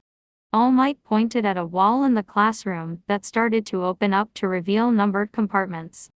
Each compartment has your class number on the side of it. Inside of it will be the hero costume you submitted with a few changes to suit regulations. Don't fret, the changes are only minor. Now, go get your awesome costumes on. Being given the green light, everyone scrambled to get to their hero costumes, with Yida and Izuku being the only ones trying to keep an orderly fashion. And due to this, both of them were the last ones to get to their costumes. Yida grabbed his costume and left the room, following after the rest of the class, who had rushed off to the changing rooms to quickly put their costumes on. But when Izuku checked the compartment that was supposed to contain his costume, something was wrong. The compartment was empty. It's empty. Did someone take it by accident? Izuku looked desperately in the compartment, trying to see if there was another secret compartment or something, but there was nothing. What's wrong, young hero? You're holding up the class. All Might asked, wondering what was taking Izuku so long. I'm sorry, All Might sir. But I think there's been a mistake. My hero costume isn't in my compartment. Izuku quickly explained. Really? How odd. Wait a second. Of course. How could I forget? All Might yelled, smacking his own forehead in exasperation at his own forgetfulness.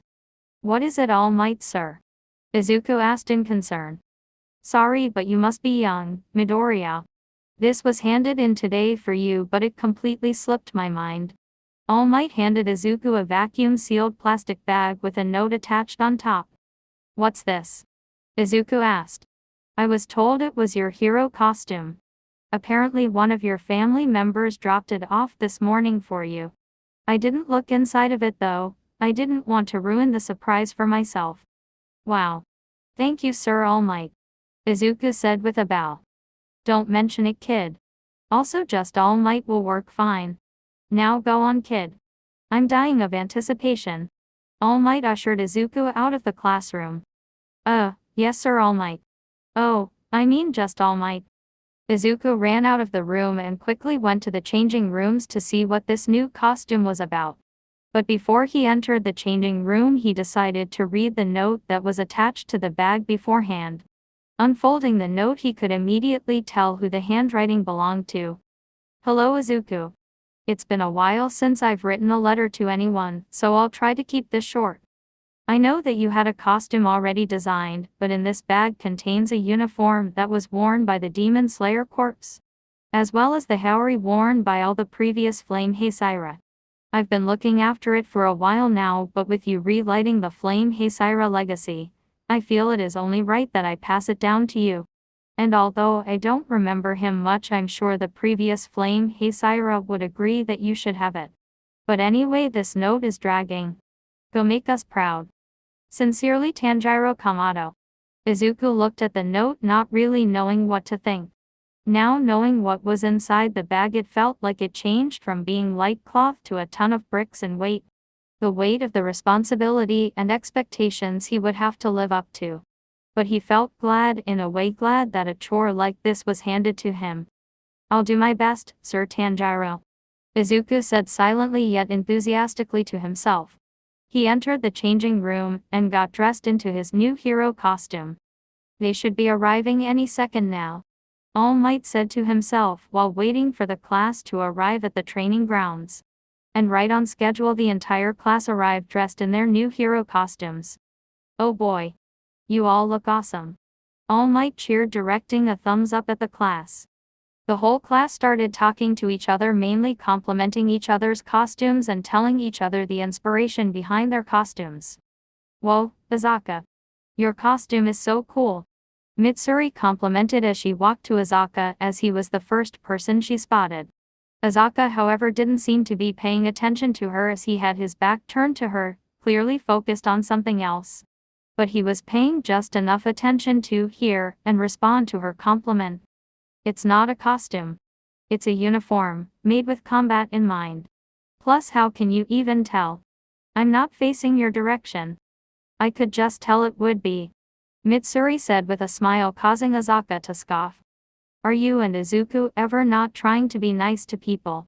Azaka asked, genuinely weirded out by how two people could be so genuinely positive 24/7. Being nice to people is a good thing. You should try it.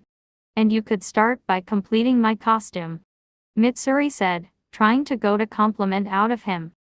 You say that, but you are aware that fishing for compliments isn't very nick. Minus Azaka's sentence was complete cut off, as when he turned to look at Mitsuri, all the blood in his head almost immediately shot out of his nose due to how revealing Mitsuri's costume was.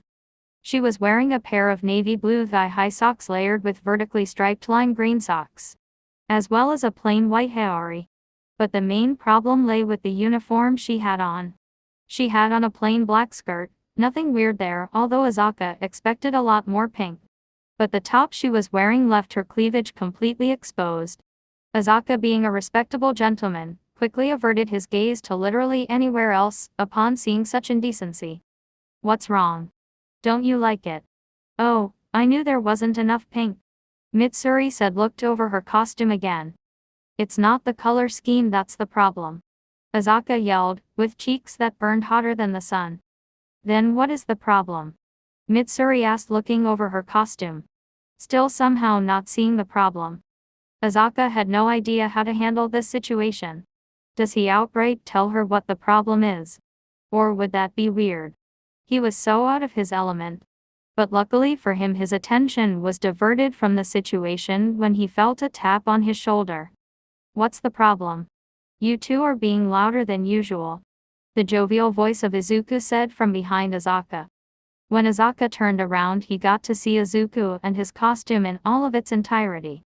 His hero costume consisted on the regular Demon Slayer uniform alongside with the flame Heisira Haori and flame pattern Kaihan.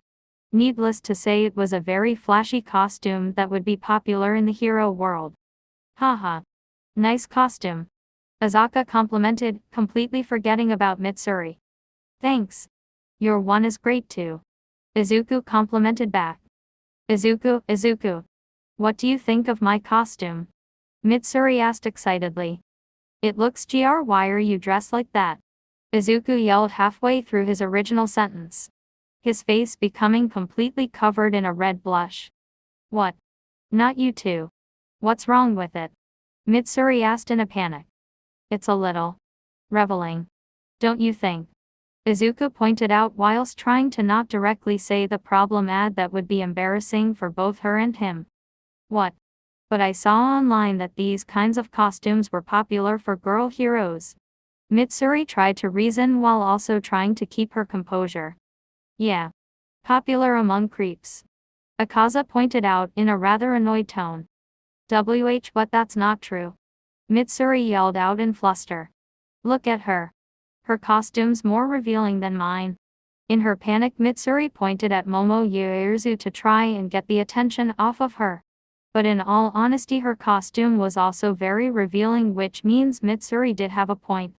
Everyone's attention turned to Momo due to Mitsuri's outburst, and considering the topic, Mono and several other people appeared to be very uncomfortable. Actually, my costume is designed this way to help with my quirk, not for popularity reasons.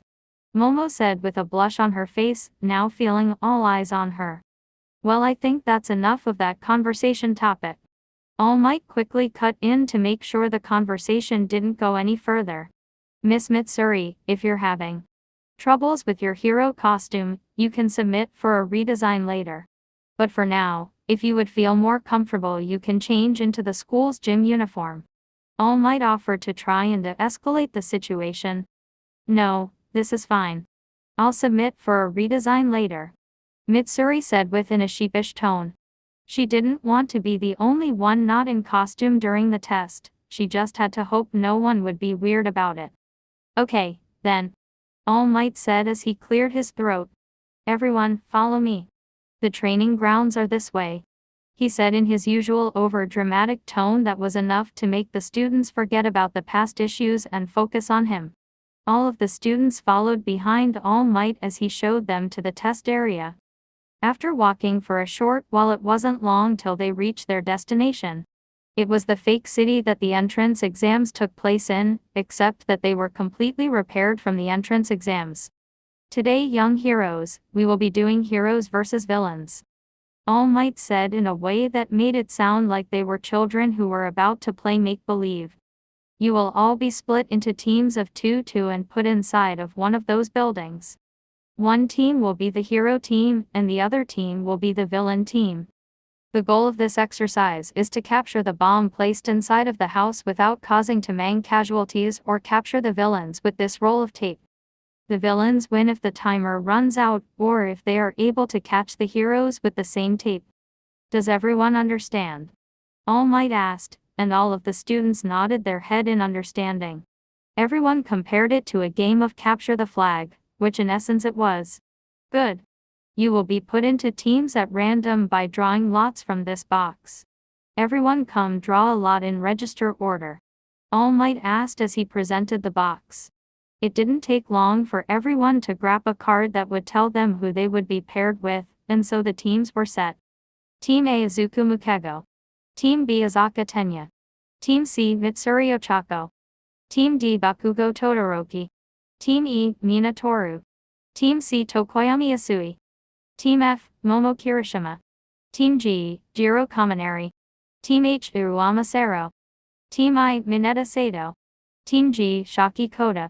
And with that, everyone had their partner. Izuku was to team up with Mukego, Azaka was to team up with Tenya, and Mitsuri was to team up with Momo. And now it's time to find out who's going to be the heroes and who's going to be the dastardly villains, All Might proclaimed as he put his hand into 2 separate boxes, one labeled hero, and the other villain. Let's see, our first hero group is Team B. And our first villain group is Team C. The first battle to be had is Azaka and Tenya versus Mina and Toru. And our second hero group is Team C, and our second villain group is Team F. The second battle will be Ochako and Mitsuri versus Momo and Kirishima. And our third hero group will be Team A versus Team B. Third match is Mukego and Izuku versus Todoroki and Bakugo. All Might continued to list the heroes and villains, which gave enough time for everyone to get into their groups.